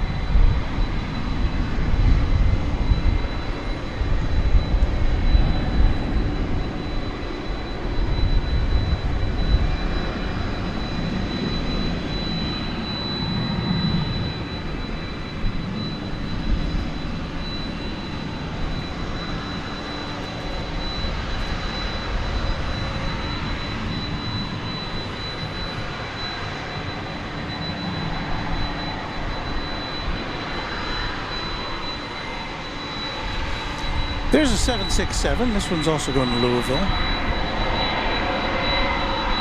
A UPS. Flight number 793, and this is a relatively new aircraft, at least relative to the MD-11. This is just 11 years old. No jingle for you.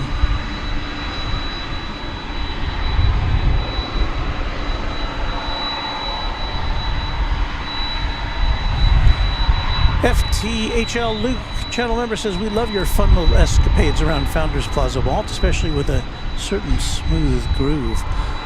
Oh, wink, wink, I know what you're talking about.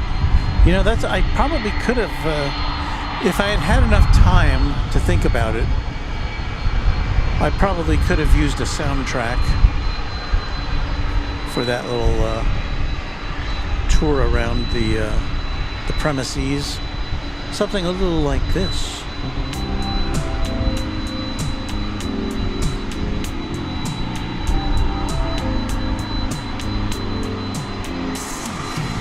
Of course, you probably know this is the forbidden song on Runway DFW, but Mrs. Runway DFW has, I think, retired for the evening, so play away.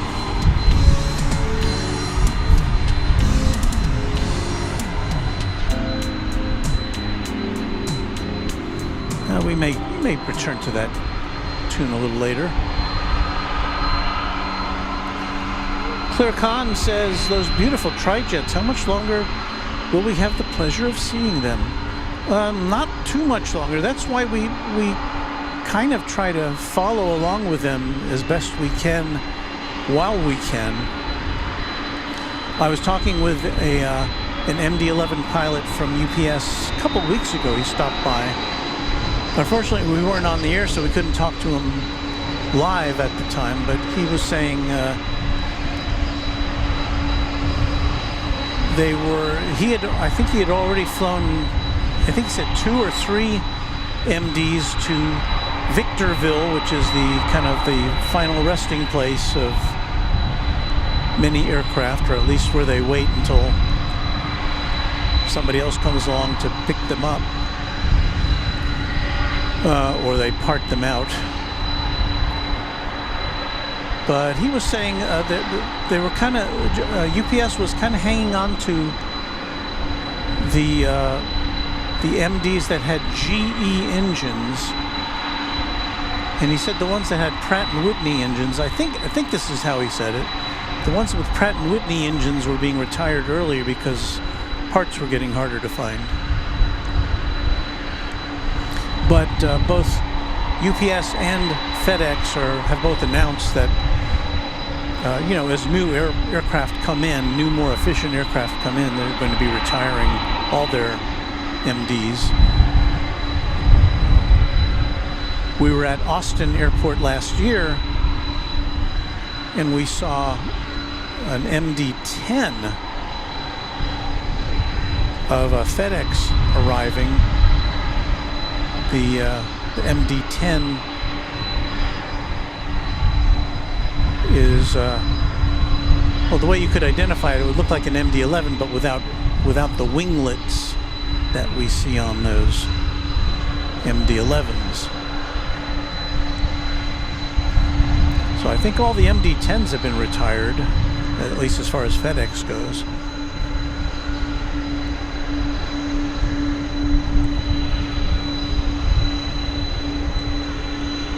So it's our privilege to be able to shine a light on these classic birds while they're still flying around. And I always think of that when, you know, I think of it from a historical perspective.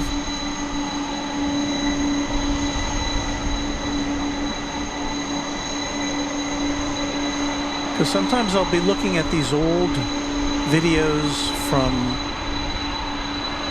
the, you know, the early 2000s or the late 90s, or even before, from, you know, before there was live airport streaming, but when people would just go out with a camcorder and take some pictures, and you know, all those planes that we don't see anymore, well, we can celebrate them on video. So if you're watching this in the future, we're glad to help document this for you. What are things like in the future? I hope they're better. I mean, I hope we figured out all this climate stuff.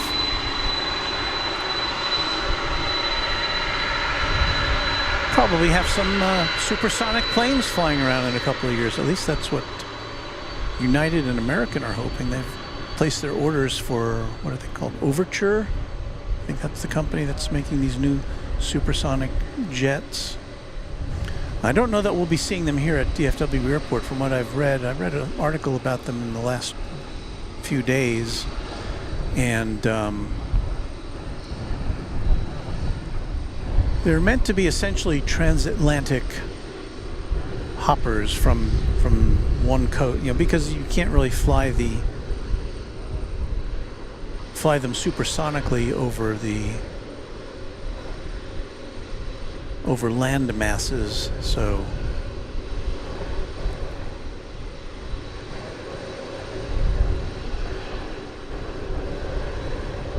we'll probably have to travel from here to New York or Washington to hop a flight over to London or Paris on one of these new transatlantic jets, supersonic jets.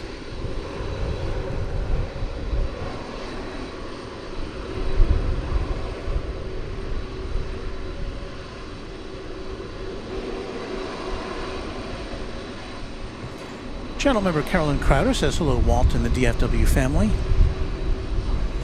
Douglas Serrano says, lots of MD-11s tonight. Yeah, this will be the third one, and we've been lucky enough to see all of them take off from here on the 18s, runway 18 left.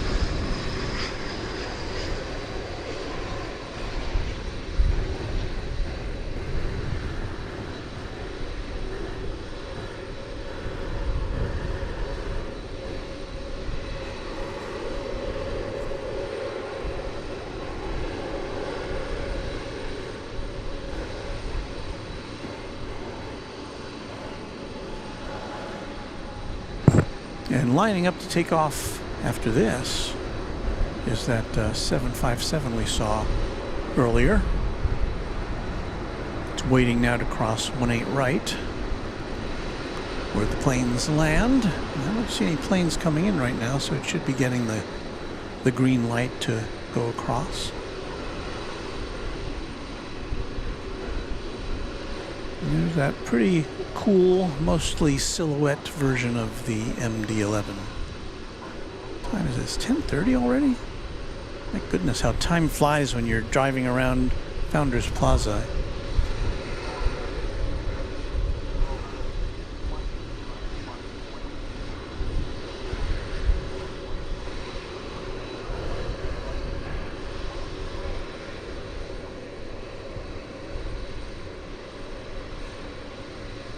And O'Malley says, "Dear future people," yeah, these old birds are great.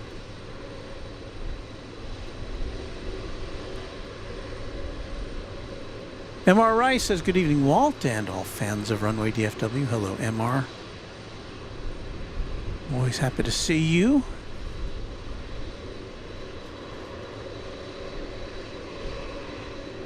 Kirby Brooks Sr., enjoying the stream, Walt. Love Runway DFW. Thank you, Mr. Brooks.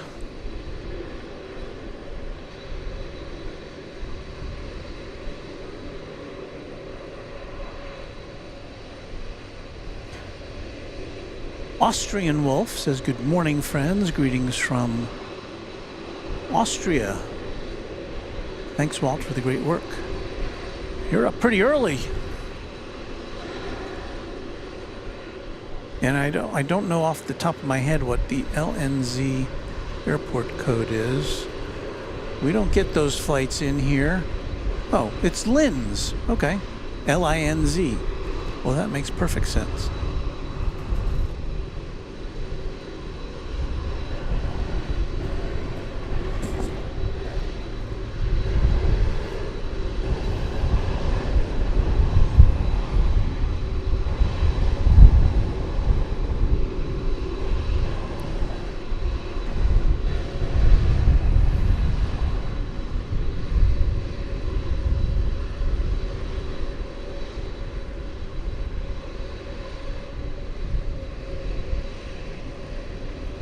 Donnie White says the MD-11 has a checkered past, but it's still a magnificent beast. Well, the pilot I talked with, I was telling you, the UPS pilot I talked to, he says he just loves flying the plane.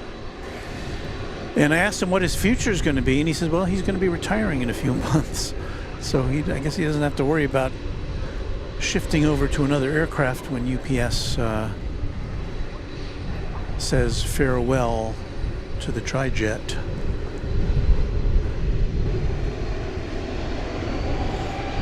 All right, the 767 is on the move.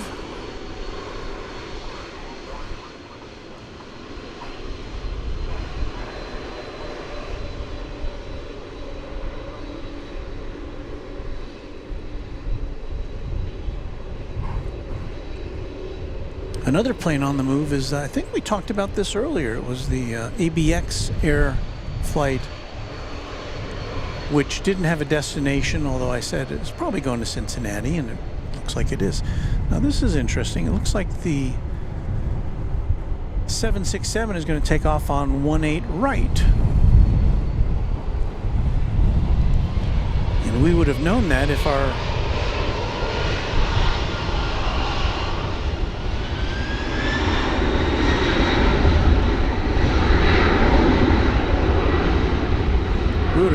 our tower radio was working.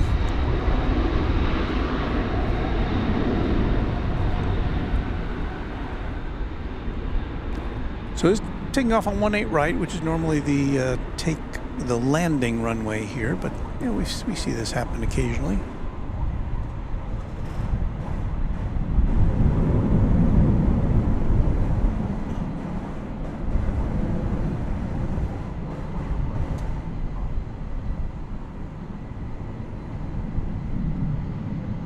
Off it goes to the World Port in Louisville.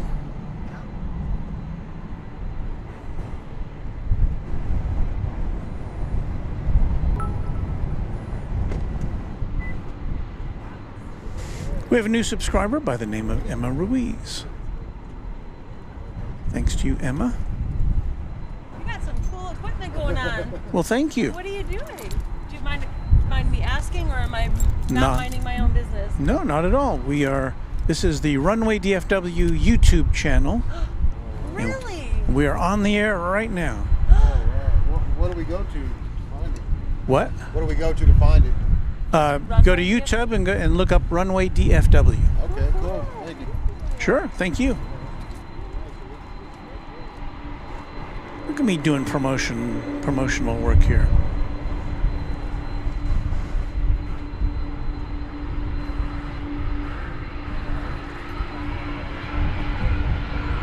Now, what is this plane?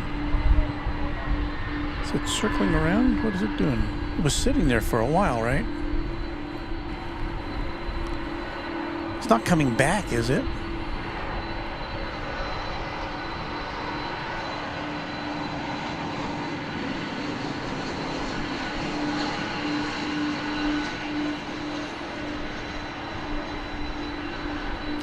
You know, I want to say that it is coming back. I guess the reason it was sitting there is they must have found must have been some anomaly or something that didn't look right or whatever, and so I don't think we're going to get to see this one take off.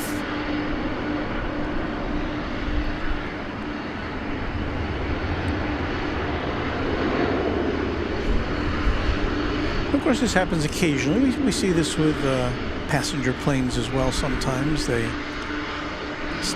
step up to the plate, and then one issue or another. Sometimes it's passenger related.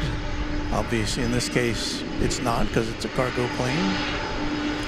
But it's coming on back.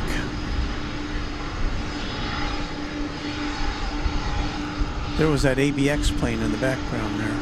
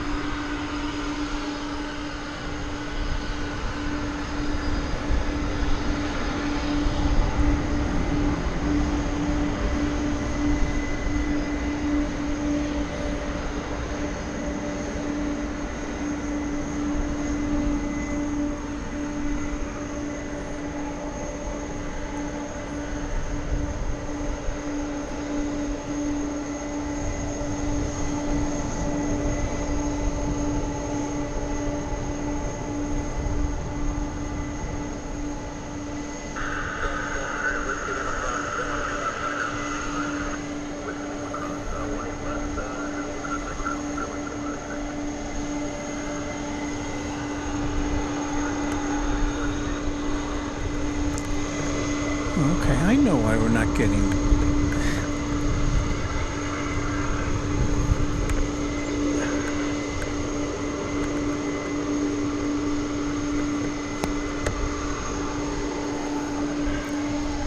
I think I have solved our...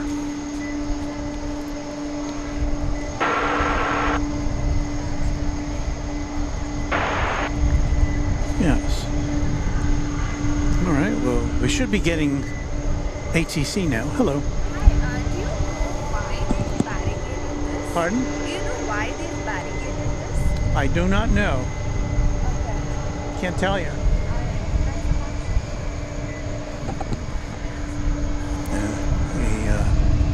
Another plane spotter here wanted to know why this plane had returned. American 2644, are you ready? Rushing American 2644. 2644, Hudson, Street, Park Heavy, Boeing 767, our national air and runway left for takeoff. Super takeoff. takeoff, 18 left, RNAV Laren, American 2644. So, whoever's got a package or two aboard that plane is going to be sorely disappointed tomorrow, unless they can shift the cargo onto one of the other planes, or take care of whatever issue was determined to be wrong with this plane. Well, I mean, I don't know if there's anything wrong with the plane. It just, for some reason, they had to come back.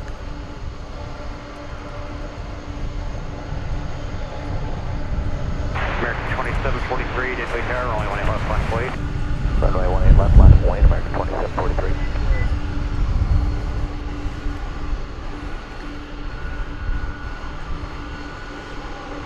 Austrian Wolf said losing some fluid near the front gear.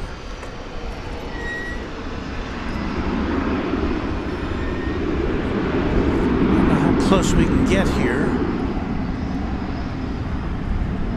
but there are, I think we've got all the gear in that image right there. Let's see if they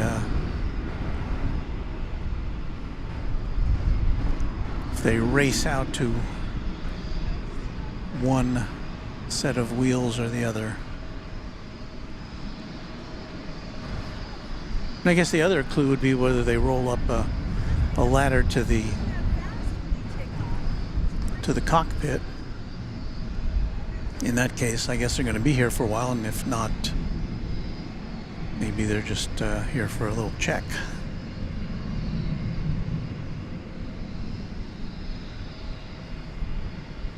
Well, we've got a lot of people out there now. Departure, good night, American 2644.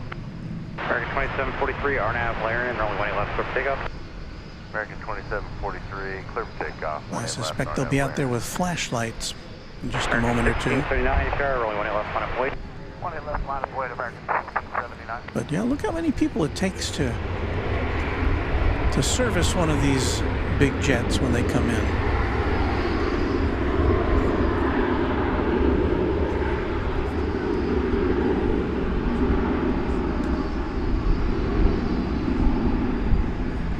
O'Malley says, you've probably all seen the FedEx 757, which, quote, lost some fluid, unquote, a few weeks ago. I didn't see that.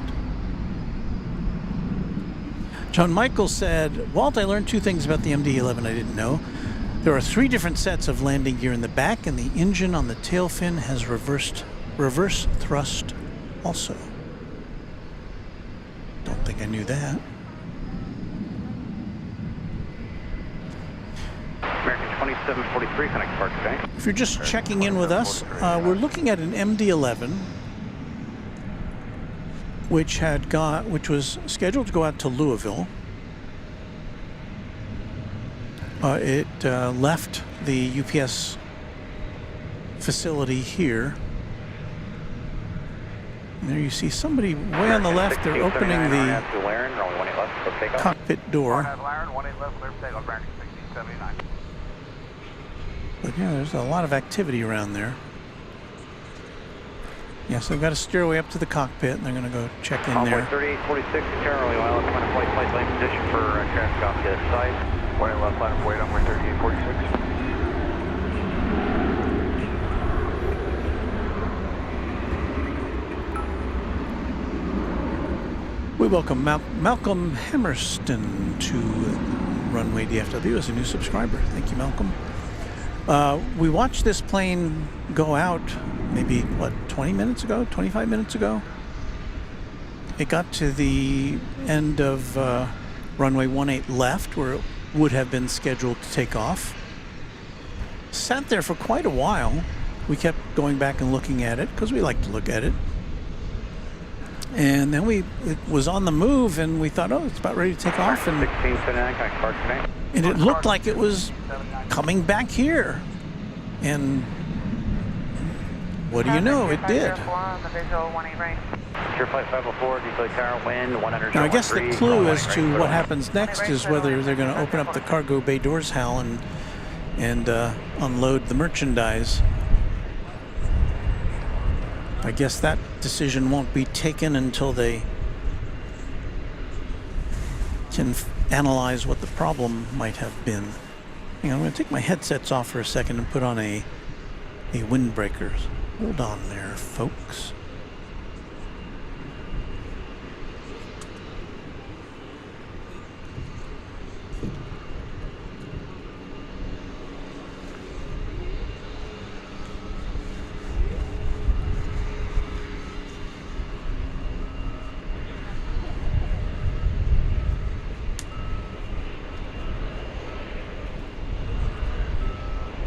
Runway 30, 46, turn left, depart, runway left for takeoff. Alright, VPAC runway 1 left, clear for takeoff, runway 3846. 13704, to tower, runway left, line of flight. 1 left, line of flight, on 13704.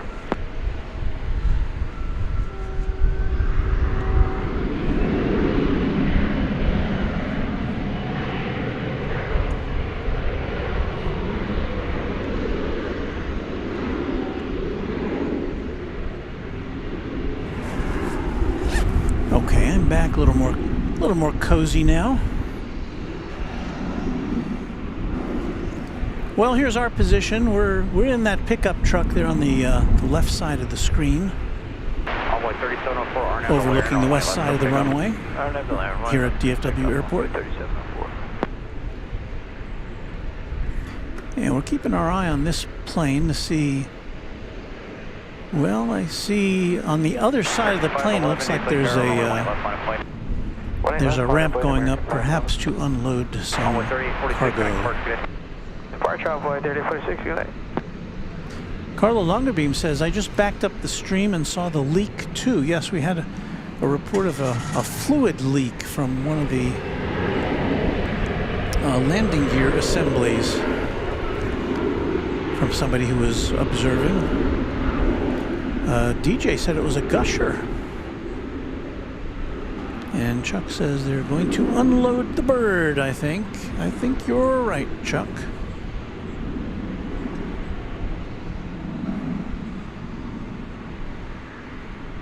American 511, RNAV depart, runway 18 left for takeoff. RNAV depart, 18 left, cleared for takeoff. Suze S7 says, wish we could find out the issue. Super interesting. Yeah, it's all speculation at this point. But I think if we look over here, we can see a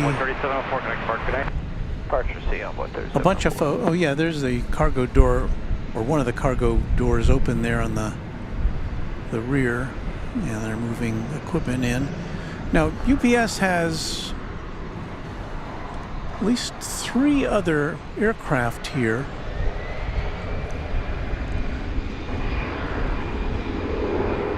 Maybe 4? Can't tell, it's kind of dark back there.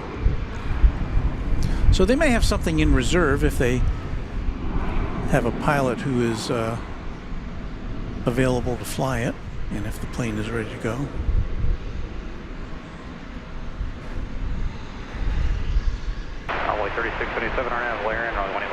Meanwhile, let's see if we're missing anything else here. American 2378, get late tower, only 1 left, line of flight. 18 left, line up and wait, American 2378.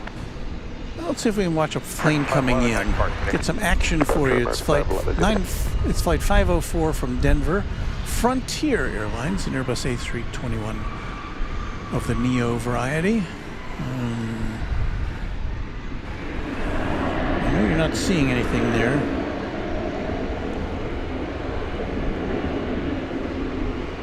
Oh, there it is.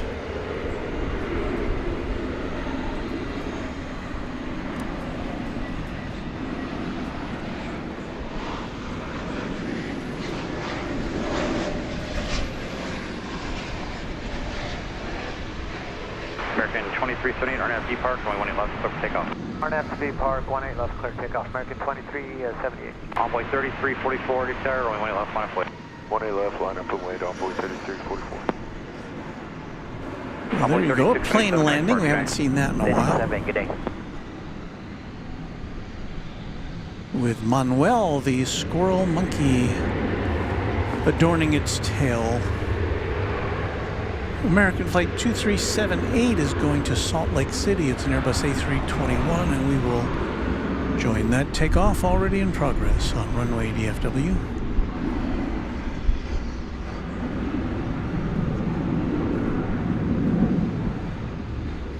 Frontier Flight 504, what study park? Eastside, Frontier 504. Envoy 3344, RNAV Laren, only 18 left for takeoff. RNAV Laren, 18 left, clear for takeoff, Envoy 3344. Envoy 3588, Sierra Company's underway, only 18 left, line of way. 18 left, line of way, Envoy 3588. Frontier 504, taxi Echo Alpha, hold short up, only 18 left. Echo Alpha, hold short 20 left, Frontier 504. American 2378, connect park today. Good night, American 2378.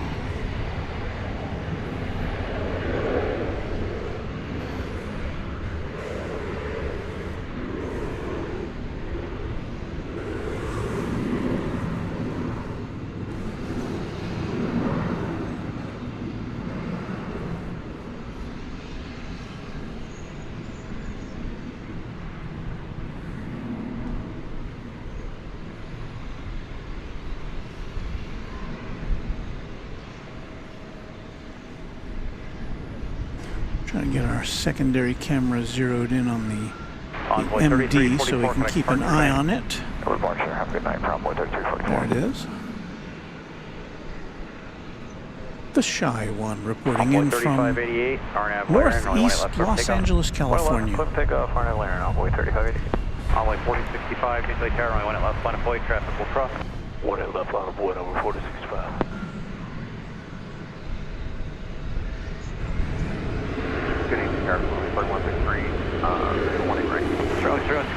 American Airlines Flight 35. I think we can see it here in the distance. Is everybody close behind us? Can we land long? That is As of right now, yes, a Dash 9 Dreamliner. Okay, thank you. And this is the daily flight to Auckland, New Zealand. I don't know that Kevin is still with us, but we always like to share that with him.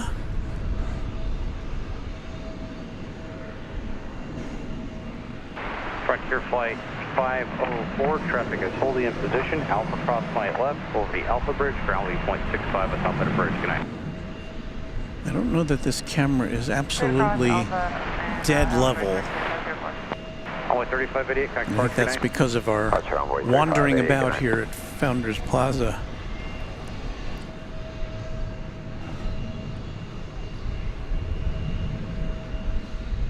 Yeah, the cargo is coming out of this plane, so this MD-11 ain't going anywhere, at least not for a while.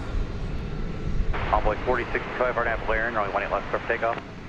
RNAV Laren, clear for takeoff, 18 left, Envoy 4065. Abraham says engineers have gone to the cockpit means a fluid leak light came on in the cockpit. If it's a faulty switch, a short delay. If it's a real leak, it won't go anywhere soon. And it looks like the decision has been taken to at least try to get the packages off this plane, to dispatch them using an alternative aircraft. Envoy 3723, RNAV B Park, only 18 left, clear for takeoff. Clear for takeoff, 18 left, RNAV B Park, Envoy 3723. Envoy 3579, Sierra, only 18 left, line of flight. Line of way, 18 left, Envoy 3579. Robert Smith says or are they tying the front gear down to keep the plane from doing a tail stand while unloading? I don't know. I don't see the. You would think that would be an especial problem with a plane that has an engine in the tail section. Can't see if there's a. I know we regularly see tail stands deployed for aircraft over there. RNAV Laren, only 18 left, clear for takeoff. RNAV Laren, 18 left, clear for takeoff, Envoy 3579. American 446, only 18 left, line of flight. I can't make it out. Line of away, American 446.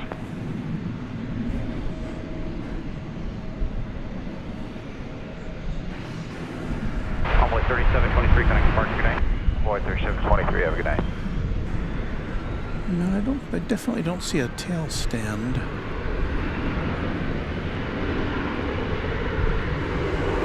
But they are definitely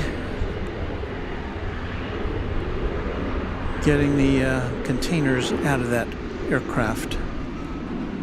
So, well, hey, it's whatever happened. It's a good thing it happened when it did.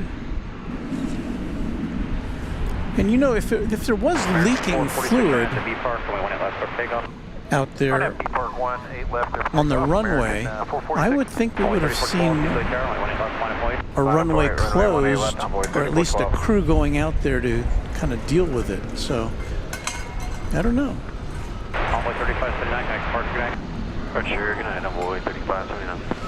This is American Flight 446. It's going to the city adjacent to the Bay, San Francisco.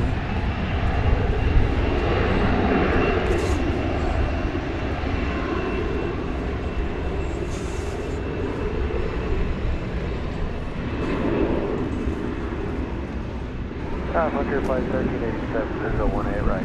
Hunter Flight 1387, Detroit Tower 120, 15, 118 right, clear to land. Clear to land 18 right, Hunter Flight 1387. Hallway 3412, RNAV to Lair, hallway 18 left, wind 180 at 15. Clear for takeoff. RNAV to Lair, clear for takeoff, runway 18 left on board 3412. Skywest 3268, Detroit Tower, runway 18 left, line of way.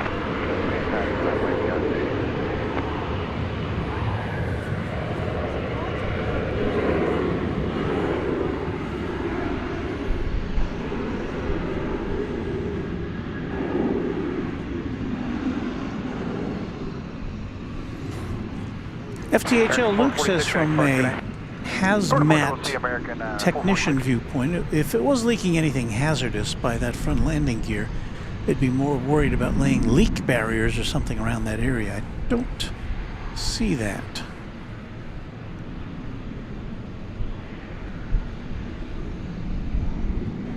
Envoy 3412, got departure today.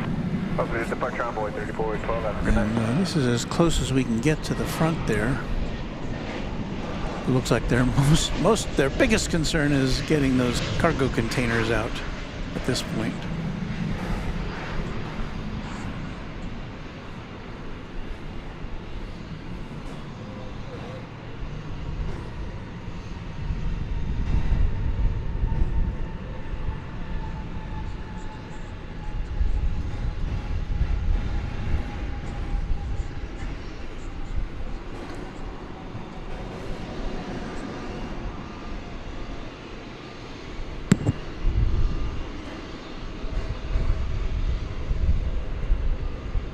Skywest 3268, turn right heading 130, climb maintain, turn right heading 190, 190 on the heading. There's that Dreamliner. 10,000, only 18 left, for takeoff.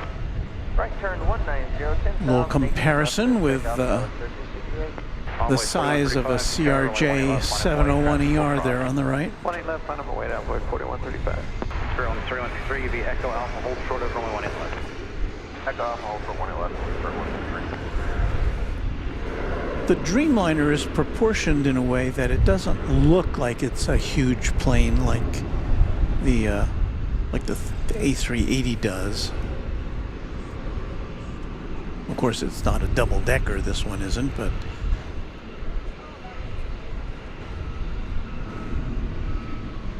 still, from looking at the profile, it's kind of hard to tell it's a wide-body jet at a glance, unless you have something to compare it with like that. Spirit Wings 3163, traffic full in position at Alpha Cross 20 left, over the Alpha Bridge, ground 165 on top of the bridge. Good night. Cross Alpha, 18 left at Alpha Bridge, 165 on top of 3163. Good night. G7 Romation Juliet, departure Kilo down, turn out for 2981. Skywest 3268, connect departure. Good night. And they're already busy unloading this MD. Anthony Guinan, channel member, says UPS has a hot spare program to get aircraft to a location in case of a breakdown. Well, as I said, there are multiple planes on the ground here. Now, don't know. I'm assuming they all have destinations, unless maybe they do have just a hot spare sitting around.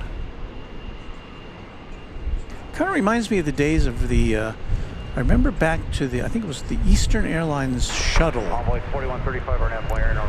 which operated between New York and Boston and Washington, I think.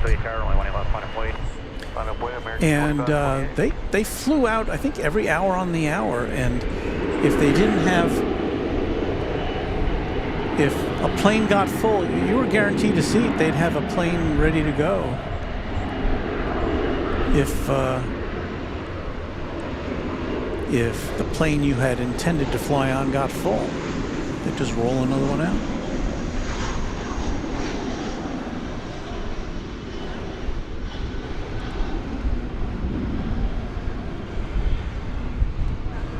American 2528, RNAV B Park, only 18 left for takeoff. RNAV B Park, 18 left, clear for takeoff. American 2528. Envoy 3387, New Tower, only 18 left. That Frontier flight 1387, just arriving from Baltimore with Seymour the Walrus Envoy 4135, connect park on the tail. 4135.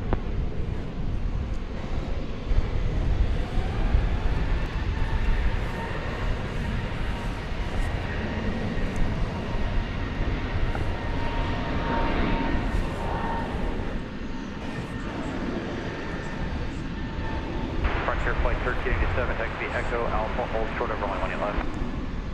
Echo Alpha, hold short 18 left, Frontier flight 1387. This is American Flight 2528. It's going to Seattle 3387, RNAV to Laren, on only an 18 left Airbus for takeoff. A321neo. Laren, 18 left, clear for takeoff on board 3387. And as someone chimed in earlier on the chat, Delta is planning to American 2568, Tower, only add a 18 flight left, from Seattle to DFW. I don't know what the timing on that is. 28, connect park today.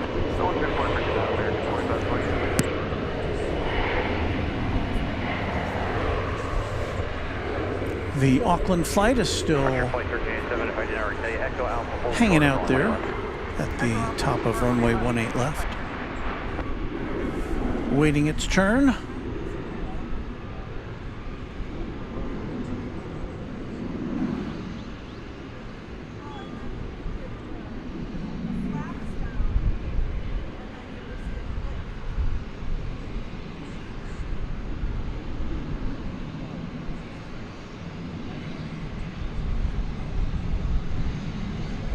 One man's world! Exclamation point. Says any Airbus A330s. I don't think we'll be seeing any tonight. I'm trying to think, do we see any A330s here? We see A350s coming in from Finnair and Qatar.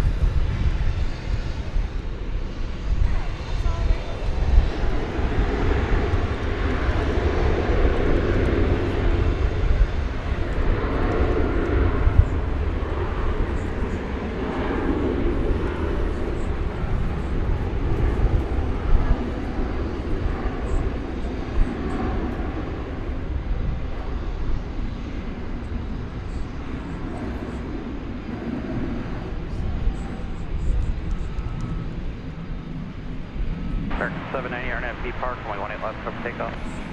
American 790, RNAV B Park, cleared for takeoff. 18 left. The plane taking off.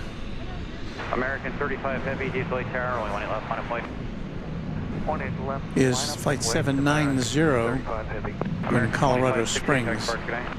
And it looks like the Dreamliner has got the nod for the next takeoff, I believe.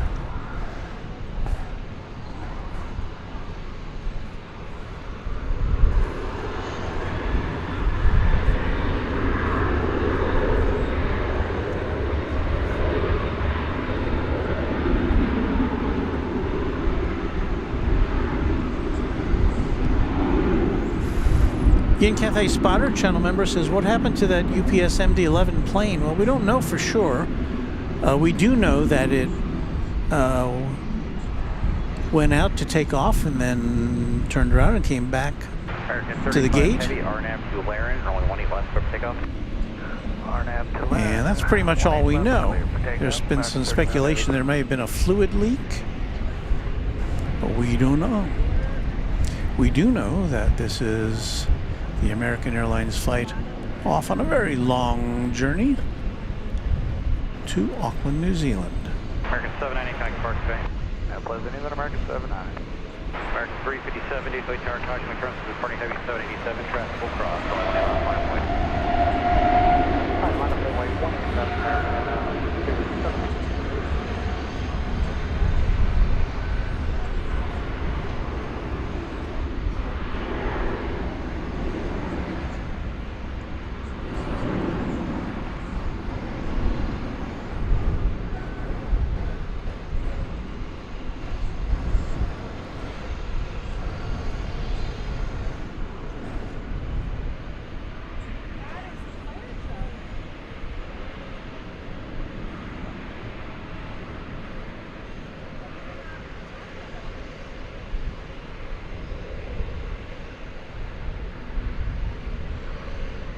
Frontier Flight 1387, traffic holds position, Alpha cross 18 left over the Alpha Bridge, 0.65 on top, good night. Right, cross 18 left at Alpha over the Alpha Bridge, 0.65, Frontier Flight 1387. American 35 Heavy, connect Park, good night. American 35 Heavy, switching, good night.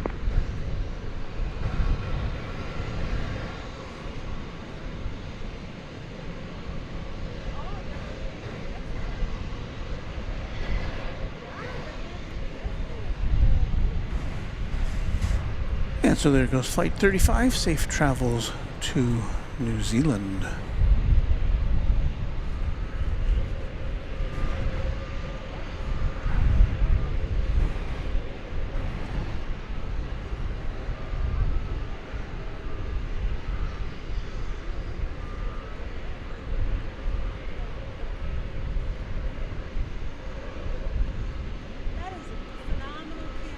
American 357, RNAV Blair, only 1 left for takeoff. RNAV Blair, 1 left, clear for takeoff, American 357. American 2998, DFW Tower, only 1 left, 1 in flight. Only 1 left, American 2998.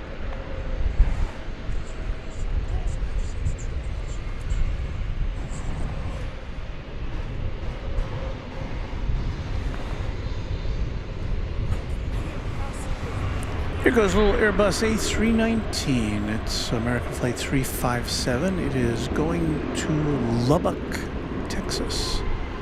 And did you just see what I saw? The Qatar 777, which regrettably, for us anyway, Takeoff on FB Park, American 2998. is going to be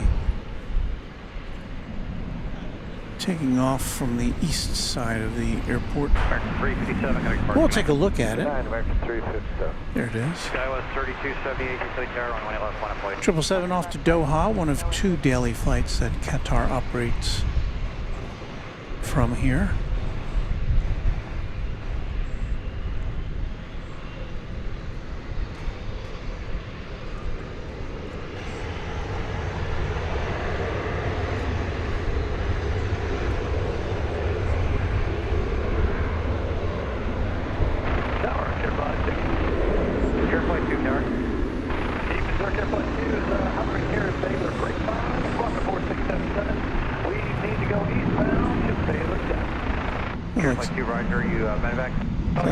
Sounds like somebody's underwater there. Or they're gargling while they're transmitting. Carolyn Crowder says, loving your night stream, Walt, thanks. And Randy Bucksbaum says, mods, thank you. Runway DFW, thanks, Walt. Well, I thank the mods. We're lucky to have A-list flyer Chris with us, who is very busy fellow. And be sure to check out his YouTube channel as well. He's on all the socials, I think, and he travels quite a bit, so he's got some cool scenes to show you.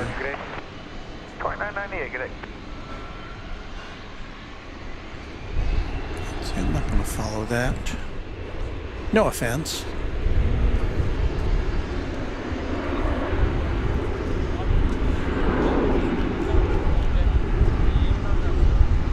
Medevac here, flight 2, can I keep Philly turn out 126.55, good day. 126.55, thanks, 36. American Local 121 Tower, traffic holding position, Zulu cross 20 left, ramp. Cross 18 left, cross 18 right, Charlie's the ramp for local 121.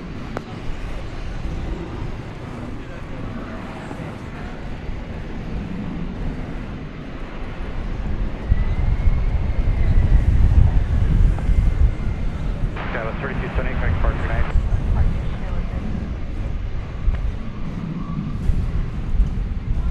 Target 5 on, be just a minute in position. There's a medevac helicopter going to be crossing over the top of the airport. Roger. Tower Delta 568, visual 18 right. Delta 568, target evening, you're only 18 right, clear to land, 120, 13 Gus 17. 18 right, clear to land, Delta 568. I'm trying to see if they're taking these containers inside or if they're just moving them over to another plane. I can't really tell right now. Maybe we can follow one along.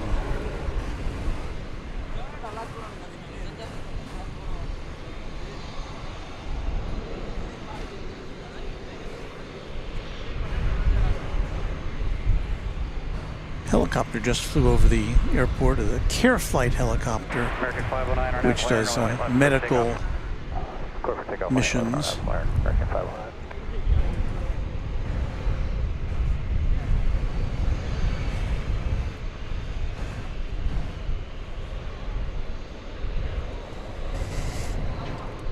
This MD-11 still has its transponder turned on. All right, let's see where these containers go, if we can follow them.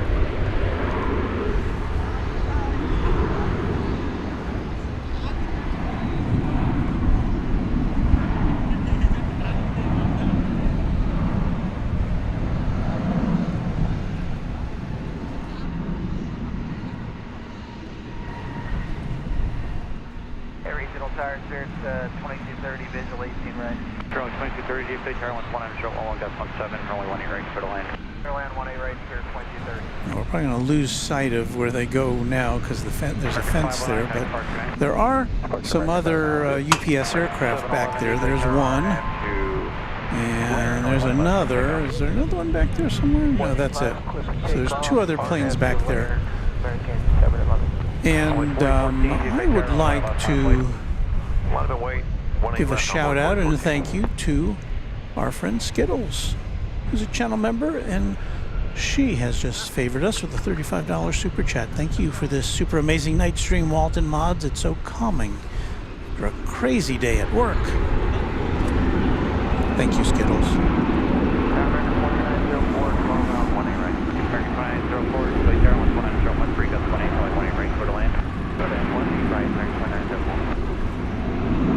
Robert Smith says, good night all. This kid is falling asleep. Well, we're happy you could spend part of your evening or morning or whatever time it is where you are with us.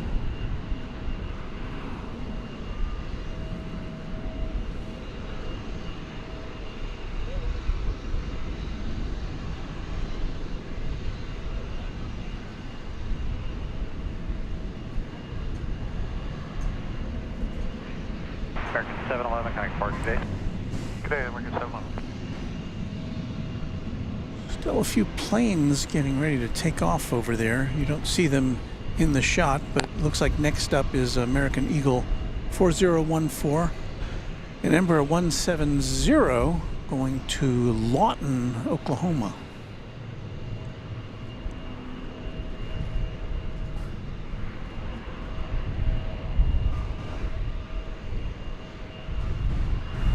And I guess if we just move this camera over to the left a little bit. Maintain 10,000, only 18 left for takeoff. Alright, 19 head 190 on the heading, clear for takeoff up to 10,000 for 18 left, number 4014. American 1607, East Lake Tower, only 18 left, final point. Final point, 18 left.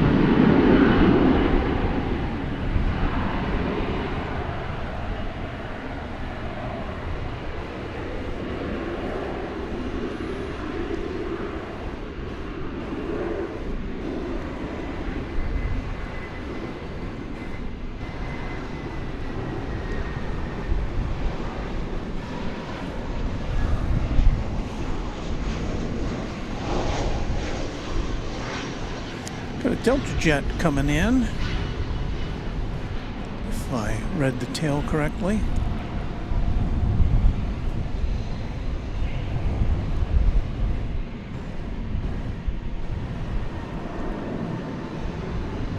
Almost 4014, connect park today. Good day, I'm at 4014. That aircraft checking in from Los Angeles, an Airbus A320.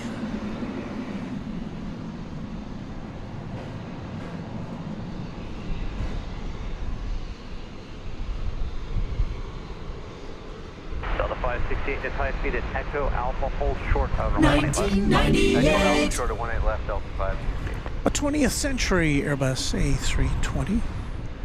American 1607, RNAV Valerian, only 18 left, clear for takeoff. Clear for takeoff, 18 left, RNAV Valerian. Celebrated its 25th anniversary or birthday last month. Tower American 1974, visual 18 right.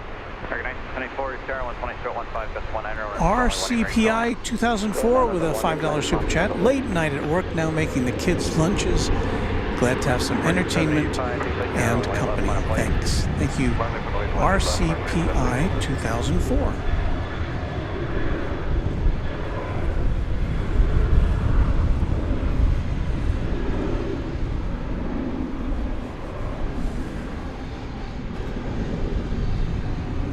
This is a nice place to hang out if you are looking for some laid-back entertainment. Oh, look, it's the birthday cake livery of Spirit Airlines.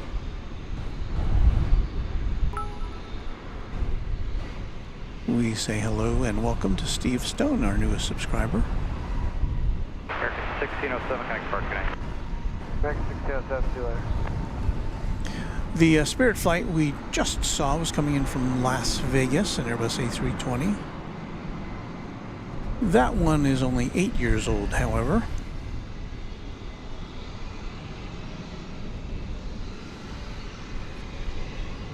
Spirit only 2230, taxi Echo Alpha, hold short of runway 18 left.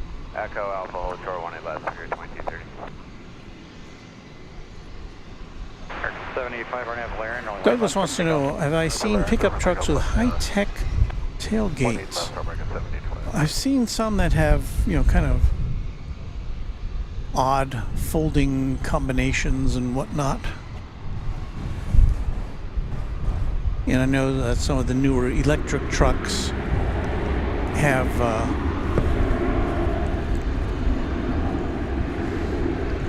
built-in power supply, built-in AC power supplies, which would be handy for a use case like ours.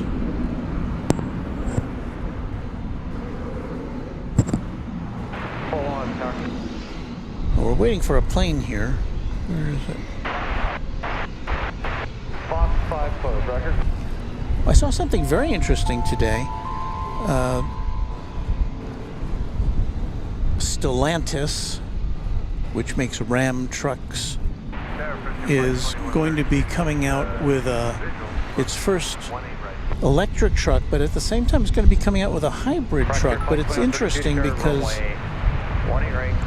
the hybrid truck will have a gasoline engine, but it will be only to generate electricity for the electric motors. So it's essentially an electric vehicle, and it has a battery. And this new Ram pickup truck can go about 140 miles on battery power alone. But because it's got a V6 engine in it to generate electricity for the electric motors and to recharge the battery, I guess if you got a full gas tank, you can go about 600 miles on that thing. At least that's what they're saying.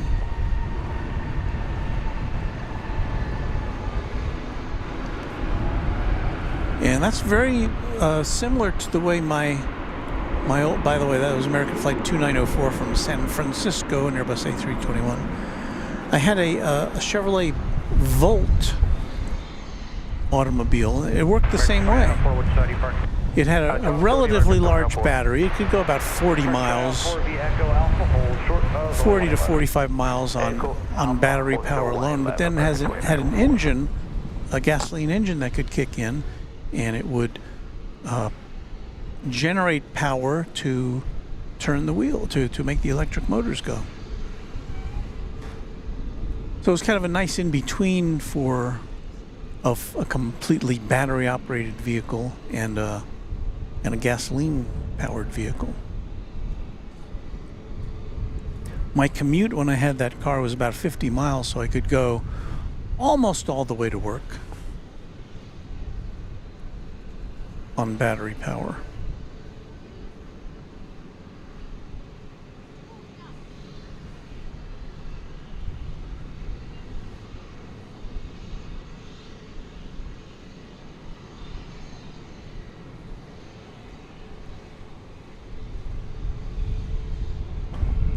Well, because when we saw the cargo being unloaded from this UPS plane, it was going behind a fence we can't see through.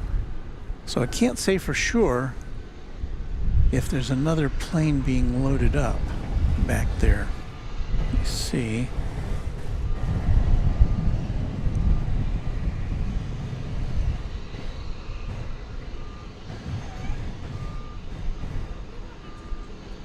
Okay, I can see now. I'm going to go to our other camera here and then zoom in a little bit on this plane, and I think that is a cargo door.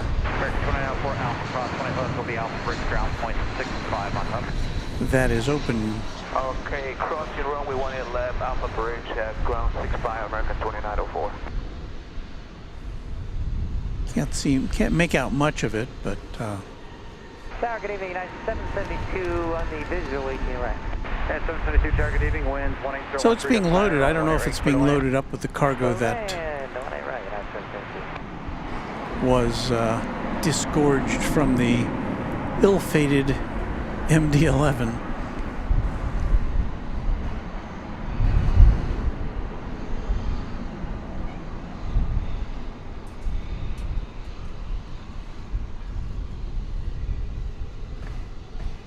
American 1974, what's study for? Walking on the list. American 1974, Whiskey Lima, cross 20 left, ground 25, good day. Frank Melendrez. Did I say that? Melendrez, yes. Frank Melendrez says, Runway DFW, the ASMR of aviation.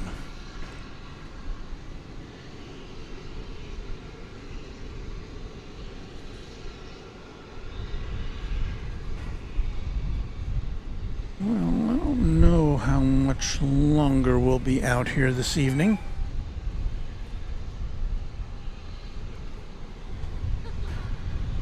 We've got a couple planes coming in.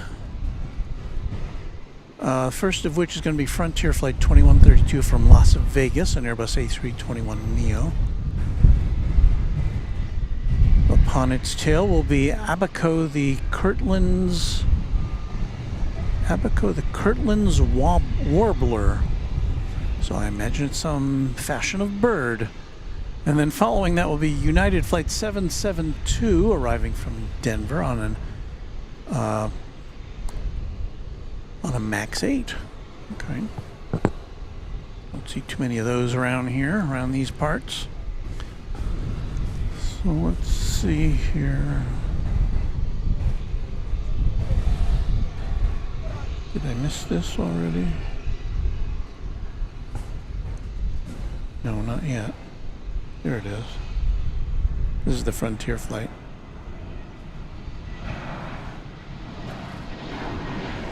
Our exposure is such that we're trying to expose for the plane and not the tail, so you can't really see the Warbler too very well. What can you do? Steven Tower, United 1702, visual 18 right. United 1702, Tower, good evening, 12014, runway 18 right, clear to land. Clear to land, 18 right, United 1702.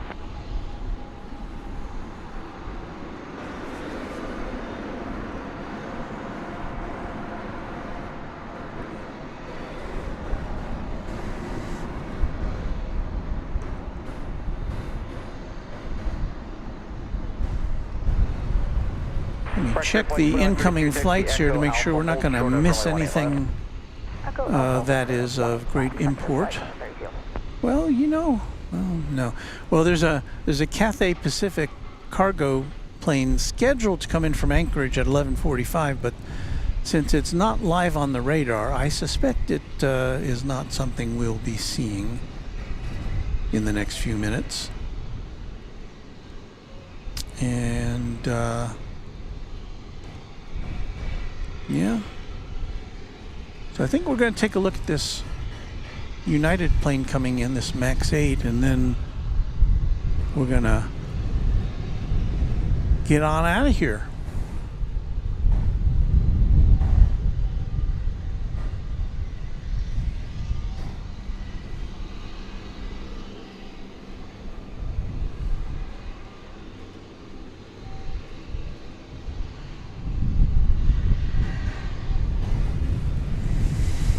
So here comes the MAX 8.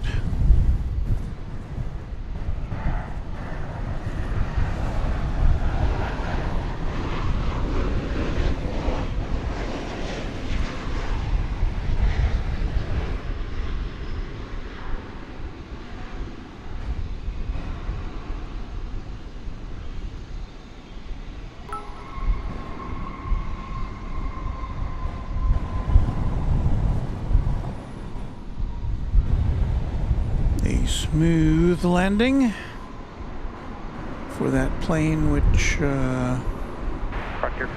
just 2 years old. Left for the Alpha Bridge, 0.65 on top today. Alpha cross 18 left, Alpha Bridge,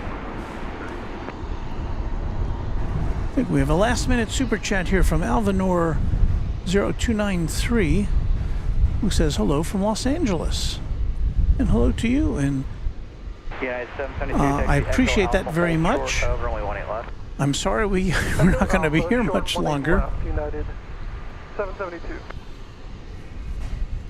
because it's time for us to go. Things are kind of quieted down, and I just checked our flight log, and we're not expecting anything of great import. So I think that's going to do it. Let us get some music going here.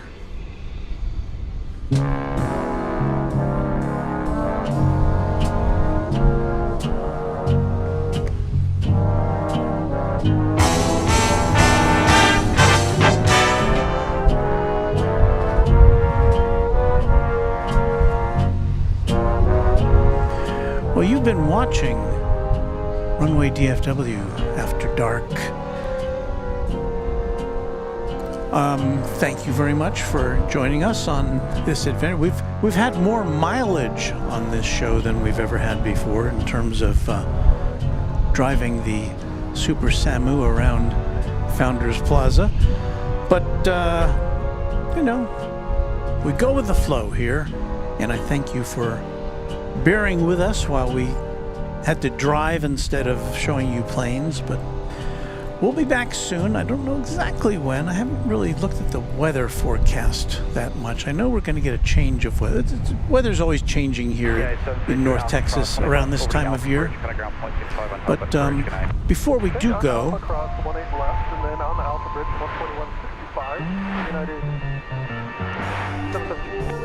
I should point out that I'd like to say thank you very much to Runway DFW channel sponsor James Webb for his many kindnesses to this channel. Thank you so much, James.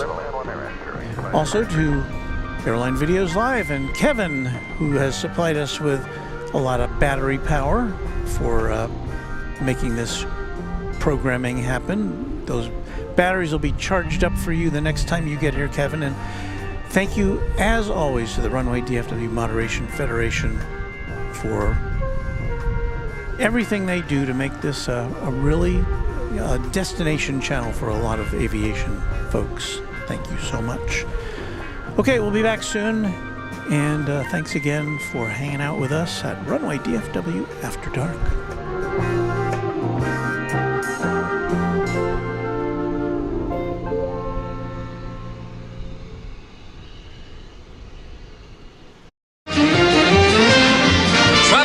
allowance for overseas acts and promotional consideration furnished by Pan American World Airways, the world's most experienced airline.